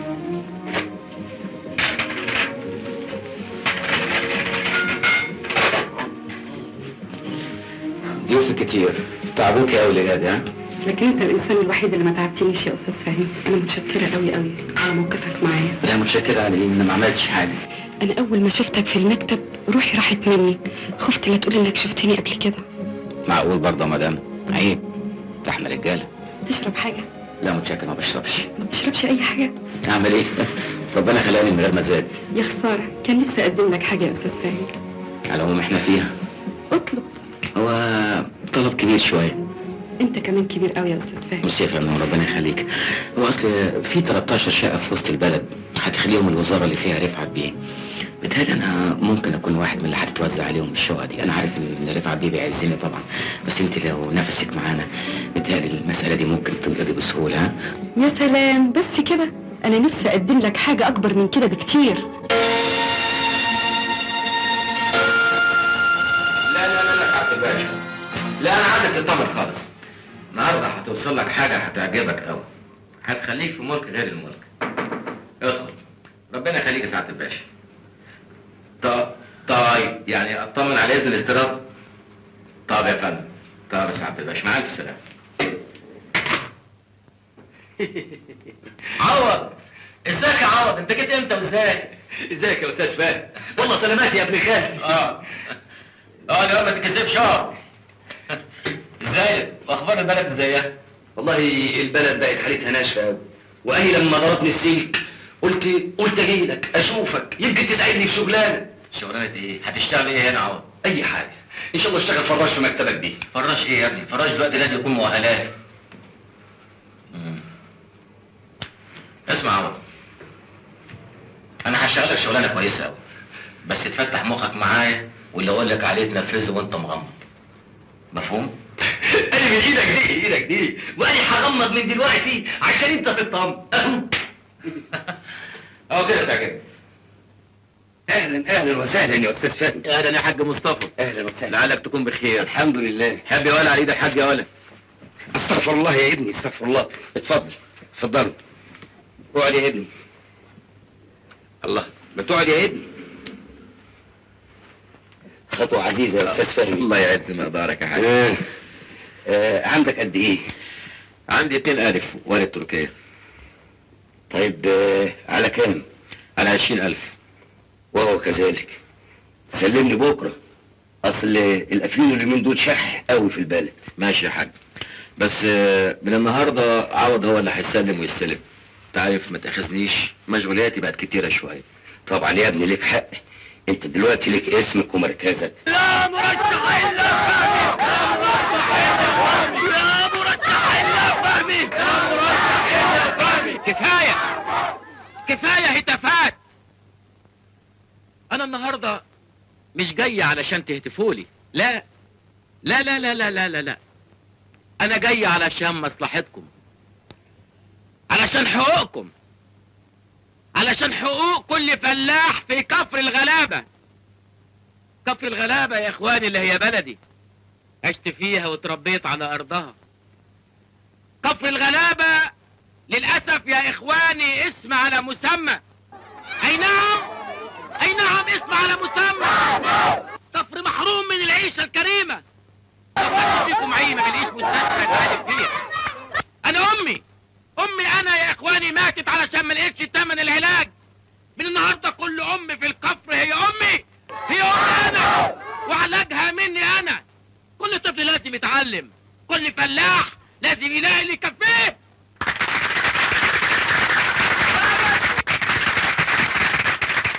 بنسمع الكلام ده من كل واحد يرشح نفسه، وبعد ما ينجح ما بنشوفش وشه. اقعد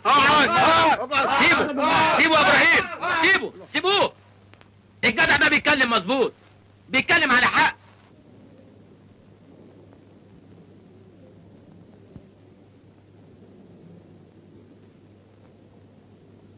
انا ما يهمنيش ابدا ان انجح في انتخابات، ما يهمنيش ابدا ان اكون عضو مجلس شعب. انا كل اللي يهمني مصلحتكم، وعلشان اثبت حسن نيتي يا اخوانا انا هتبرع، وحاشا لله ان يكون تبرع، لا ده حقكم يا اخوانا. ادي شيك مني ب50,000 جنيه لاهالي القرية عشان يبنوا جامع كبير بدل الزاوية الصغيرة اللي بيصلوا فيها، وكمان عشان تصلحوا المدرسة. يا أيها الناس اتقوا ربكم واخشوا يوما لا يجزي والد عن ولده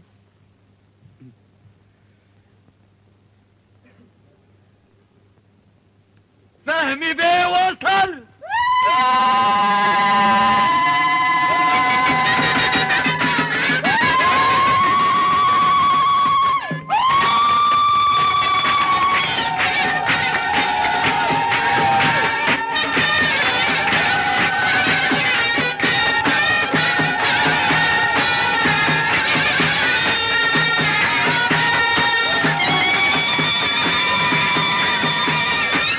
بس دي مصاريف ياما يا سعاده البيه، انت يعني هتجني ايه من ورا ده كله؟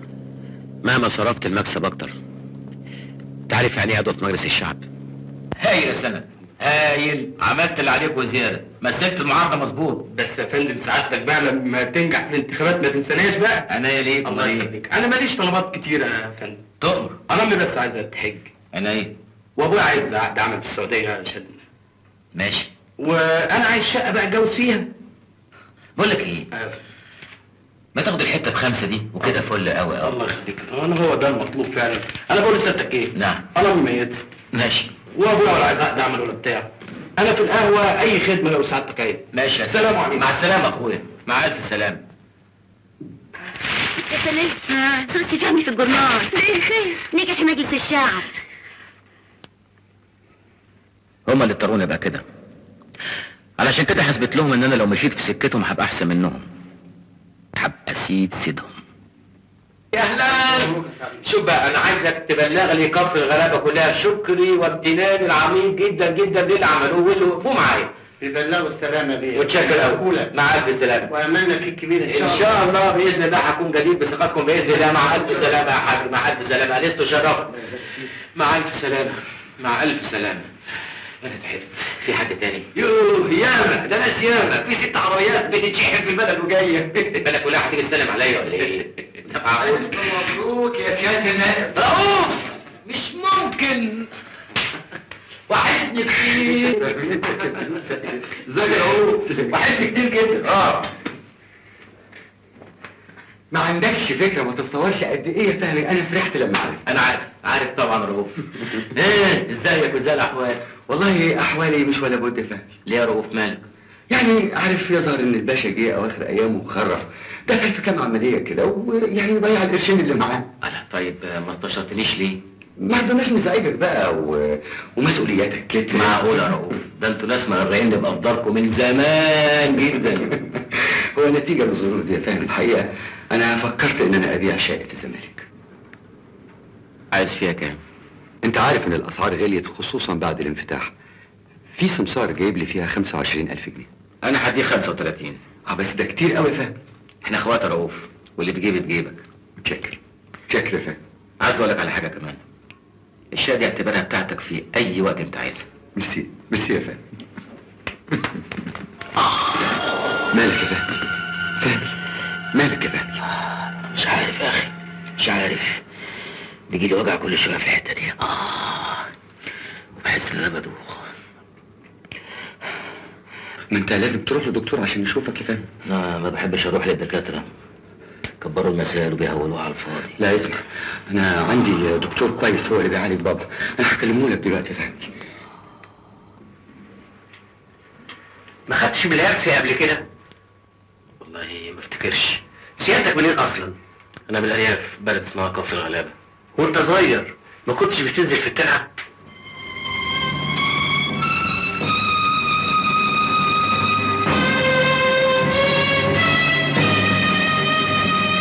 انت اكيد اخدت بالهرسية واهملت في علاجها، وعشان كده اثرت على الكبد. ايه؟ مسألة خطيرة يعني؟ كل حاجة ممكن تبقى خطيرة لو اهملنا في علاجها.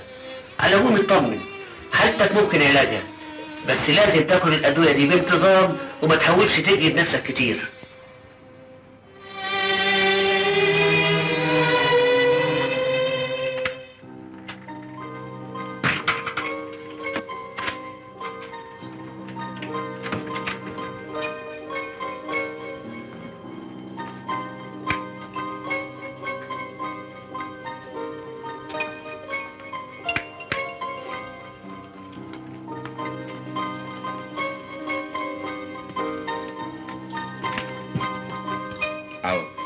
ايوه، عايز تغير لي الطقم ده. السفرة كمان لازم تتغير. القعدة دي خليها زي ما هي، انا بحبها كده. تنساش تبقى تغير قوانين الباب. الحاجات دي تتم بسرعة. امرك يا سعادة البيه، بس في حاجة كده مش مريحاني. حاجة ايه؟ موضوع تجارة الأخشاب اللي سيادتك عاوز تدخل فيه، ما تقلبها عربيات. تجارة العربيات آخر منجها وقبها. انتهى بلا عوض. بتغرك المظاهر. الخشب هيخلينا نشتغل مستريحين. مش فاهم. المركب اللي هنستورد عليها الخشب هتيجي عن طريق بيروت، وهناك هتتحمل بالصنف. طب ورجالة المينا؟ صارت الليلة دي عشان نسوي كل الحاجات دي. تنساش تبقى تجيب الويسكي. ودي النبي انت اكبر مخبر مصر كل ده. مش ساعدني بعد دماغ الميكانيكا دي. اهدي. اهدى يا عوض. صباح الخير يا عم محروس. صباح الخير يا سنية. سندوتش يا عم. عامله ايه يا سنية؟ الحال مش ولا بد يا معلم. ليه؟ وانت مش كنت شغاله في بيت؟ ايوه، لكن اعمل ايه يا معلم؟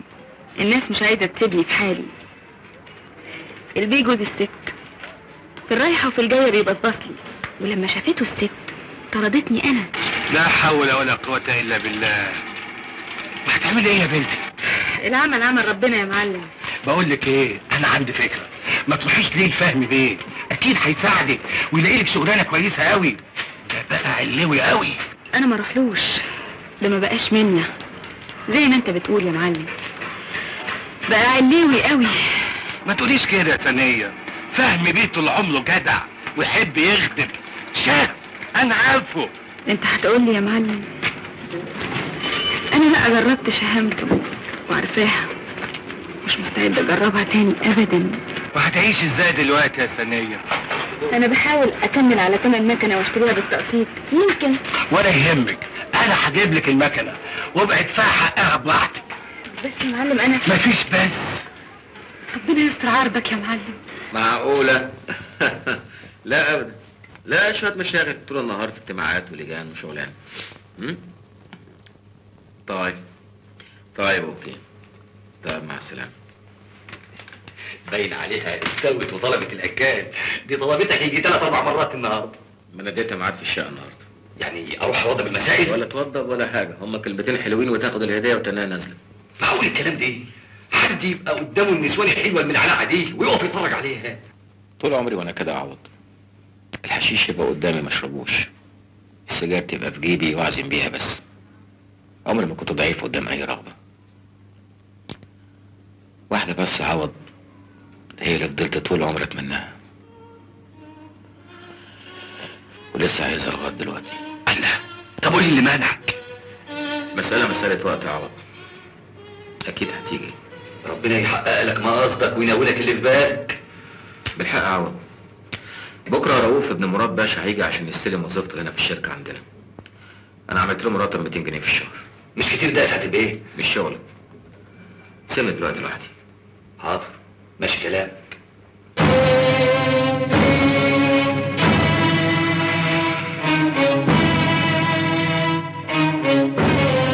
والله وحشنا لسه ايه؟ اهلا وسهلا. اخبار مدحت شلبي ايه؟ بتشوفه؟ مش كتير. يظهر ان هو انشغل من ساعة ما مسك مكتب ابوه. نعرف انهم شغالين كويس. زي القشاط. من يومين كان ابوه عندي وقال لي ان جاي له شحنة موز من الصومال ب$1,000,000. ده ناوي بقى يغرق البلد موز. لا، قلنا ويمسك السوق. طب شوف يا قمر، انا عايز شحنة الموز دي لما توصل تشوف اي طريقة وتمنع دخولها البلد. مش فاهم. انا هديك 100,000 جنيه. لا، دي مسألة بقى عايزة تفكير، بس اعرف ليه؟ ليه دي بتاعتي انا بقى. اجيب لك كاس ويسكي؟ لا معلش، النوبة دي بقى احسن، انا عندي اجتماع مهم جدا، عن اذنك. مع السلامة.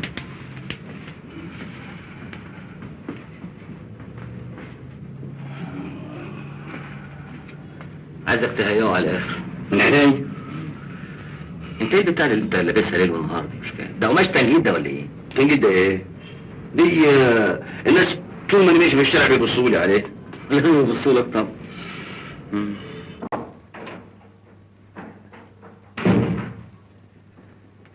لا مؤاخذة يا سعادة البيه، مدحت بره بقاله ساعة. نديله ساعة كمان ولا اللي تشوفه؟ خليه يخش. ماشي.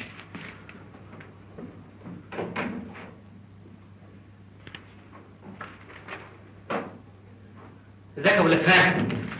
ازيك يا مدحت؟ ازيك يا حبيبي؟ اتفضل. تحت امرك. في الحقيقه فاهم، انا جاي لك النهارده في موضوع مهم جدا. من حوالي اسبوع وصلت لنا شحنه موز بحوالي $1,000,000. الشحنه سليمه 100%، لكن فوجئنا انهم مش عايزين يفرجوا عنها. قال ايه يمكن تبوظ. الله، ازاي الكلام ده يحصل وانتوا سكتوا؟ انا مش عارف اعمل ايه. رفعت اكيد ورا الحكايه دي. لا لا لا يا مدحت، لا. انا عايزك تطمن خالص، انا لا يمكن ارضى لكم باي خساره. يبقى كتر الف خيرك يا فهمي، بس يا ريت تخلصني من الموضوع ده بسرعه. احنا عاملين حفله يوم الخميس الجاي، يا ريت تشرفني. وخيريه كمان نفسها تشوف. انا كمان نفسي اشوفها. الصورش وحشين قد ايه. فهمي؟ لا يا شيخ، دلوقتي بس افتكرت. ازيك يا خيريه يعني؟ لا انا زعلانه منك حقيقي، انت خاين العشره. من انا ورايح هتشوفوني كتير. انا خلاص عرفت السكه. فاهم، لو ليا معزه عندك عايزاك تخدم مدحت في موضوع الموز. قوي، ليك معزه كبيره عندي. سيب الموضوع ده عندنا. ميرسي قوي، اتفضل.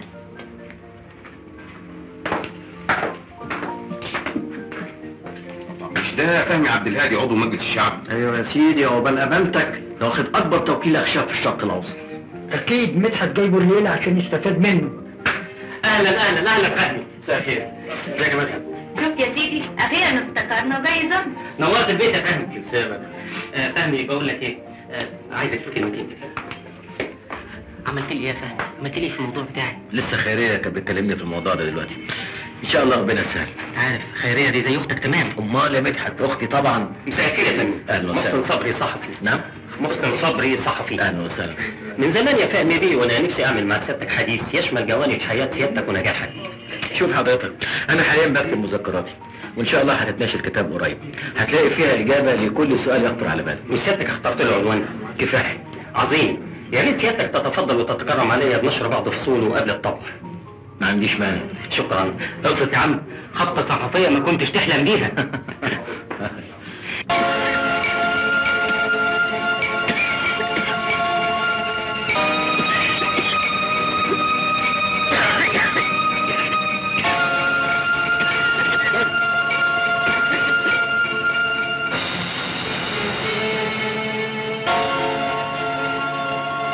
بسرعه البيت يا شاكر.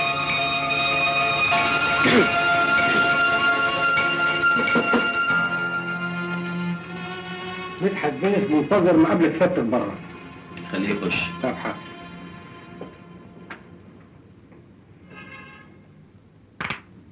ازيك يا فهمي؟ ازيك يا مدحت؟ انت لا باس عليك. ازيك يا حبيبي؟ اتفضل. ايه مالك؟ كفاله الشر. لا ولا حاجه، شويه ارهاق كده. عامل ايه؟ ازاي الاحوال؟ الحمد لله. انت عملت لنا ايه انت؟ بصراحه يا مدحت ما قدرتش اعمل حاجه. كلهم مزربنين. الظاهر رفعت ملجمهم كلهم. طب وبعدين يا فهمي؟ دي تبقى كارثه كبيره جدا. انت قلت لي الشحنه ثمنها كام يا مدحت؟ ب1,000,000 يا فهمي.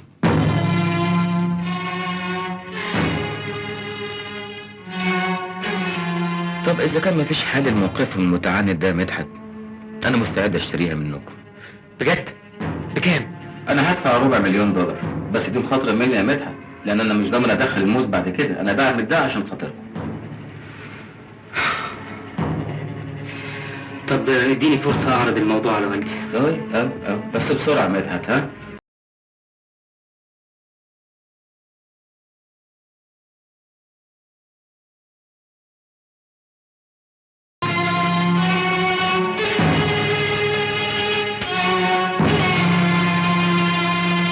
معقول الكلام ده؟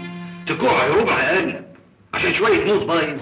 بايظ ايه يا عوض؟ الموز البايظ ده حالته احسن 100 مره من حالة الموز اللي مغرق السوق. امال مزرجين ليه يمشوه؟ انا اللي دفعت ثمن الزرجانه دي.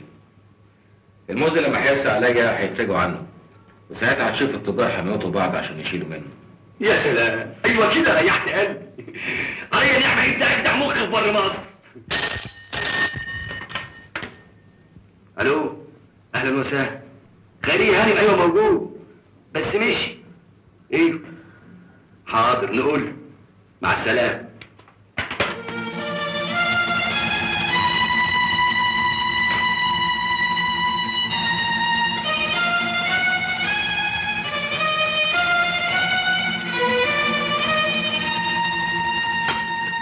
وانا هفضل طول عمري اكل مسلوق؟ شيل الطبق ده من قدامي. فهمي ارجوك، انت لازم تسمع كلام الدكاتره. دكاتره ايه؟ مش فاهم انا ايه فائده الفلوس اللي كتير الواحد مش عارف ياكل نفسه فيه. فهمي انا مش هكرر اللي حصل لامي. امي ماتت قبل ما تتمتع بفلوس ابنها. اخبار مدحت ايه؟ زفت. زفت ليه؟ دخل هو وابوه في كام عمليه وخسروا كتير، وطول الليل والنهار خناق هو وخيريه. اتخانقوا ليه؟ قال ايه يا سيدي، مش عاجباها العيشه دلوقتي؟ ما هي اللي اختارت العيشه دي. بس الظروف اتغيرت والديون كترت. تليفون يا سعادتك. مش هعرف اكل انا ولا ايه؟ ما الهانم اللي طالبه مصر على انها تكمل سبت. هانم مين؟ مين؟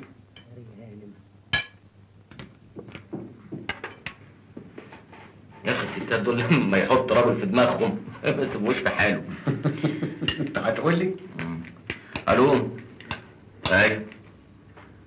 ازاي وعشان بلغنا انك انت طلبتيني قبل كده.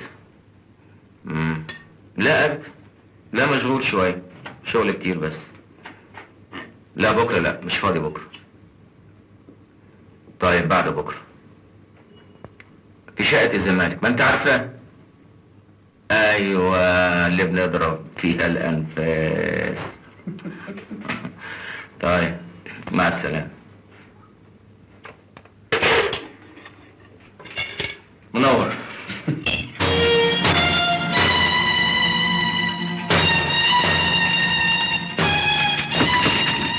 اهلا خير يا هاني.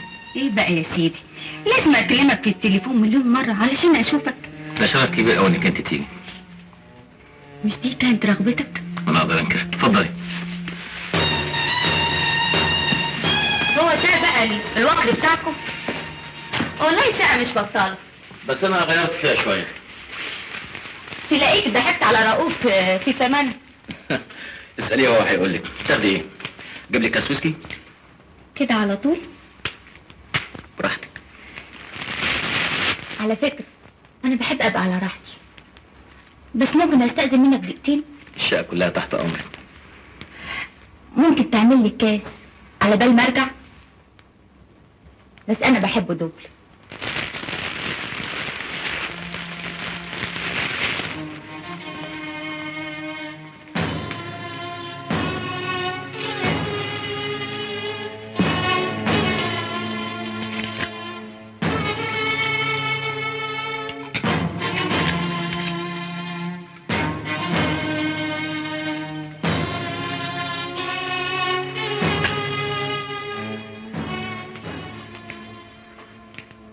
عايزك تروزي. بس كده؟ من عينيا.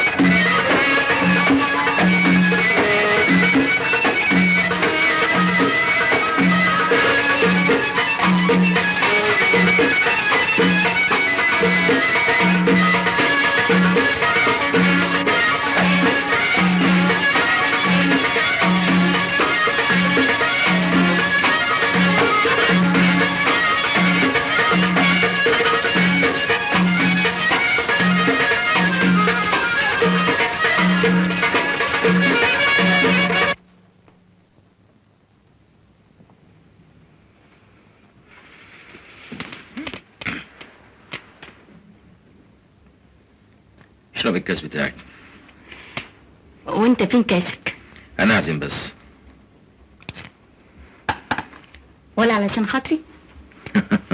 يا ريت. تعرف انك اتغيرت قوي؟ يعني دلوقتي بقيت اعجبك؟ طول عمرك كنت بتعجبني، بس انا كنت بعمل كده عشان تغير من حياتك. بدليل انك انت اتجوزت مدحت.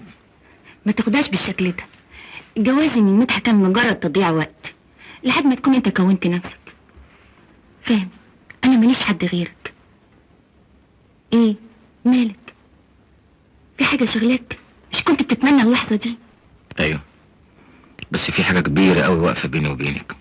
حاجه ايه؟ اخلاقي ما تسمحليش ان انا اخون واحد صاحبي. اخلاقك؟ لما شريت صفقه الموز بتراب الفلوس بعتها ملايين ما كنتش صاحبك؟ لما خربت بيت ابو مدحت ما اعتبرتهاش خيانه ليه؟ ده شغل، والشغل ما فيهوش رحمه. ياه، ده انت فعلا اتغيرت قوي. دلوقتي بس حسيتي؟ انا فعلا تعجبني الاخلاق دي، بس تاكد عمري ما هسيبك. انت مستني حد؟ اصل انا كنت ندي ميعاد لواحده صاحبتي تجيلي بعد انت ما تنزلي. الظاهر الوقت خدنا. البسي هدومك. بس هاخدك ازاي؟ نستلم الخدامين طبعا.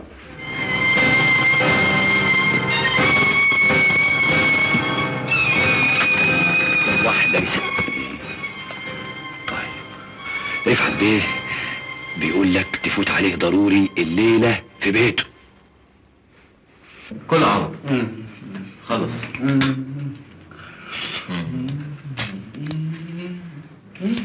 ايوه يا عيني يا عيني. عايزك بقى تاخد دي، عايزك تاخد دي كمان. عايزك بقى ايه تقسم. امسك دي. ايوه دي كتير يا بيه. خد بقى ورك كده واقعد ايه قسمه كده واقعد مصمص فيه على مزاجك. ايوه يا عيني يا عيني. الله الله. مبسوط يا عوض؟ بس انا صعبان عليا. ايه؟ ايه؟ صعبان عليا ان انت مش بتدوقني عندي. لا ما يهمكش، ده انت بتاكل اكن انا باكل بالظبط. قسم يا عوض، قسم. بس عشان تعبت بقى كفايه.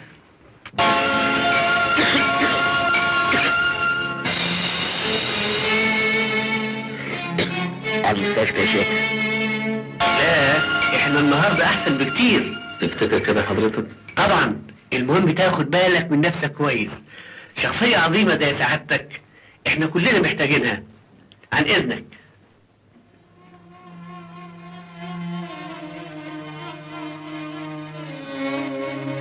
شخصية عظيمة زي سعادتك احنا كلنا محتاجينها. شخصية عظيمة زي سعادتك احنا كلنا محتاجينها. يا صباح الفل. الدكتور طمني وقال لي ان انت بقيت تعالي العام. ايه مالك يا الشر؟ ما احنا بقينا قريصة اهو وكل حاجه 100 فل و10. بالمناسبه الحاج مصطفى عبد اللطيف اتصل بيا وقال لي احجز له 50 كيلو من البضاعه اللي هتوصل. ارمي البضاعه دي كلها في البحر. ليه؟ نفذ اللي بقول لك عليه.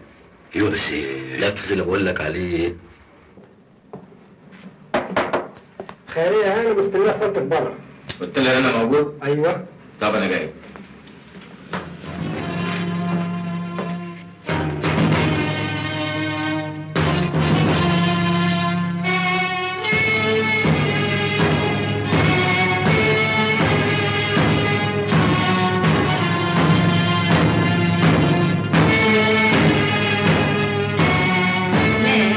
ده انت بعيد عنك خالص.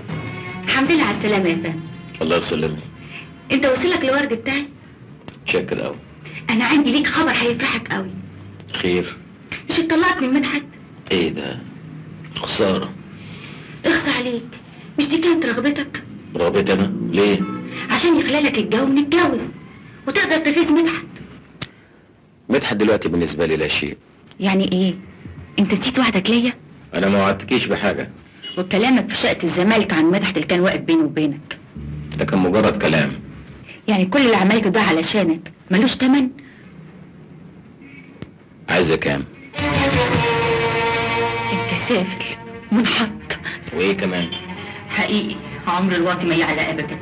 انت اللي كنت بتلبس هدوم اخويا القديمه، كنت بتيجي عندنا عشان تاكل، تعمل في خيريه كده بنت مراد باشا. انا المرة اللي فاتت نزلتك من سلم الخدامين، المرة دي هنزلك من الشباك. حقيقي واطي.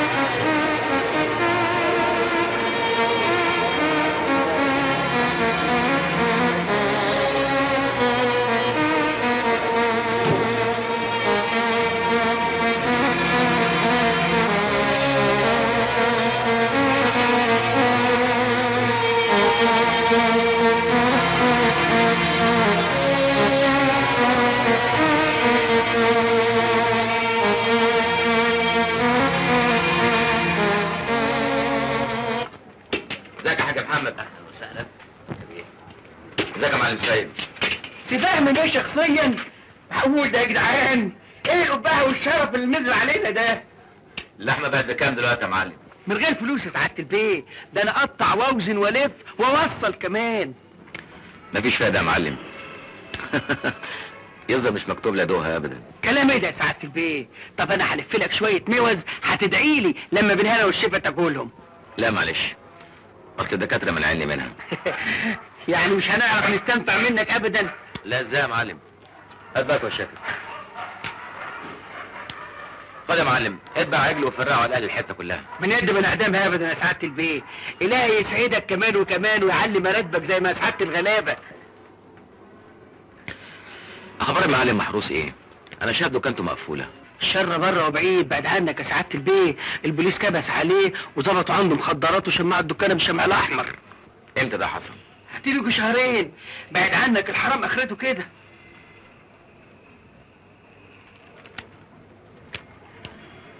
خد المبلغ ده يا معلم سيد دي لمراته، ما تقولهاش مين اللي بعته. الهي يعلي مراتبك ويكفيك شر المرض. على اذنك يا معلم.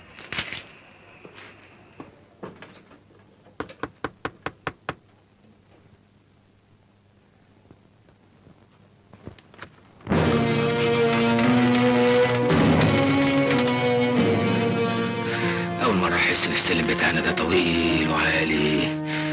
اهلا يا فهمي بيه. فهمي بس يا ثانية. ده انا ما كنتش اقدر اقولها الاول، هقولها دلوقتي. ممكن أدخل؟ ده شرف ليا. اتفضل.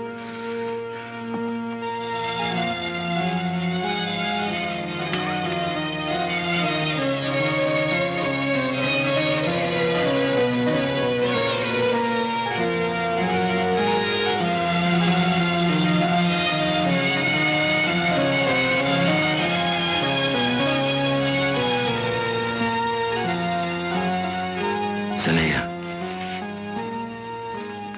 أنا محتاج لك.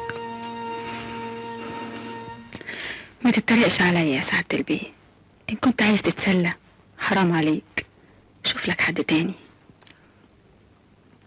ثانية حاولي تفهميني. أنا يمكن الكلام اللي هقوله لك كلام كبير عليك شوية، لكن أنا واثق إنه هوصل لك لأني صادق.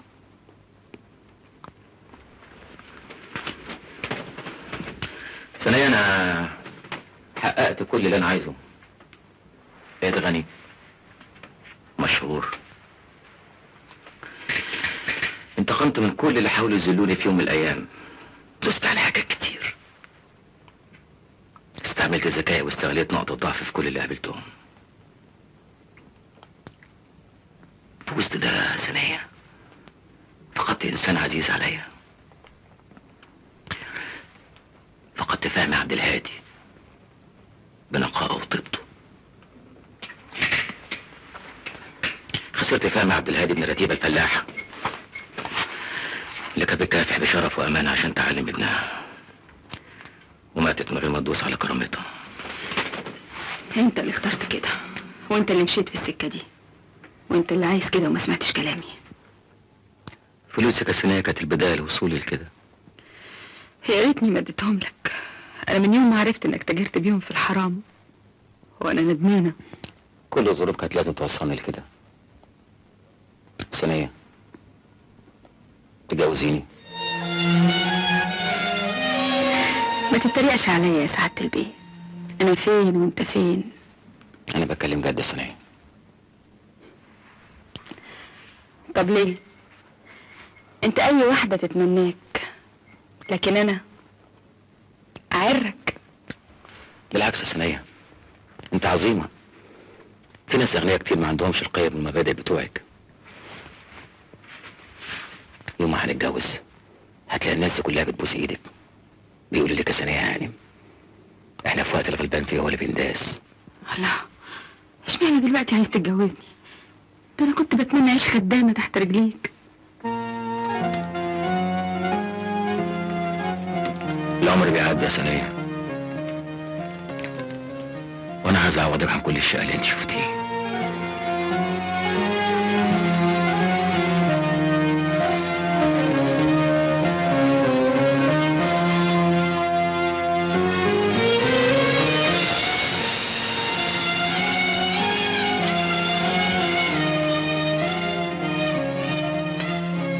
يعني لولا الملامي ما كنتش احضر الجوازة دي. بقى انت فهمي بيه عبد الهادي اللي اسمه ومركزه زي الطب يتجوز واحدة زي دي؟ ده انت اتغيرت بقى يا عوض. ده قبل ما تيجي مصر كنت ايه؟ كنت ولا حاجة لغاية انا ما عملتك. نصيحة يا عوض، اوعى الدنيا تخليك تنسى اصلك، فاهم؟ ايه انت لسه تعبان برضه؟ طيب اني هعمل لك كنكي. كنكي؟ ايوه، تصهدني لك طول الليل وتخليك ولا مؤاخذة قاعد تعمل حصان بقى. انت عارف ان انا مش بتاع الحاجات دي. يلا احسن المعازيم زمان ومصر. يلا.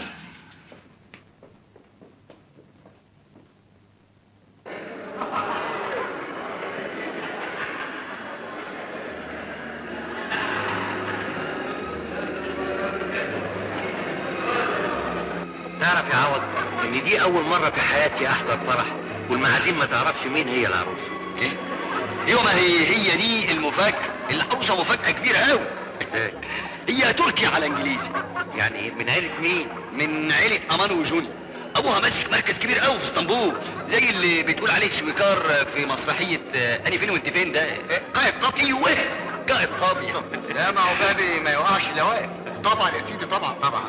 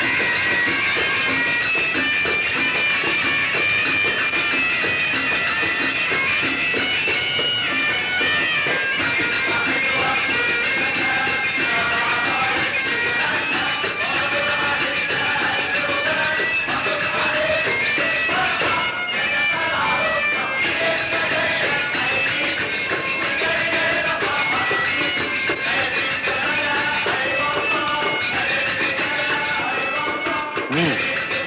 ثانية؟ ثانية؟ ألف مبروك يا سعادة البيه. ألف مبروك يا هاني بالرفاء والبنين. ده حاج هريد الجدع زميلي في المجلس، يعز التسقيف قوي. وبعد ما يسقف يسأل احنا كنا بنسقف على ايه. الف مبروك يا هاني، مبروك يا فهمي بيه. ده زكي ابو دومة، مليونير كبير قوي، متخرج من شارع الشواربي. في المجلس معاك؟ لا بس بيحاول.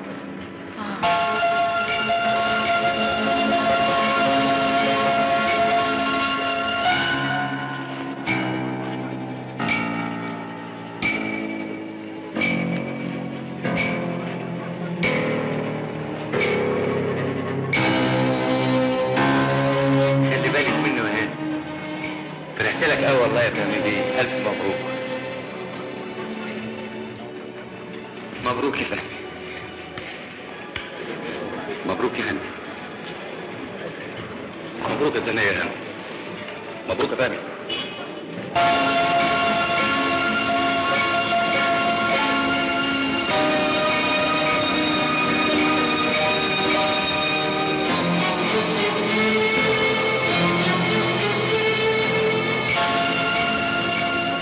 في حاجة يا فهمي؟ لا الظاهر بس علشان مكان مقفول والدخان كتير.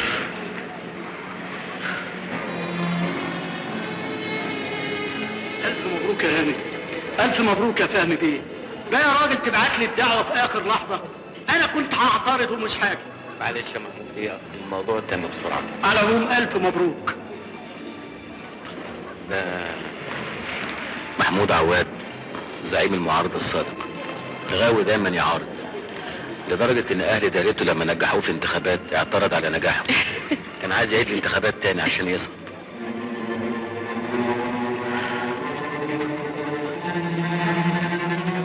اتفضل اتفضل اتفضل.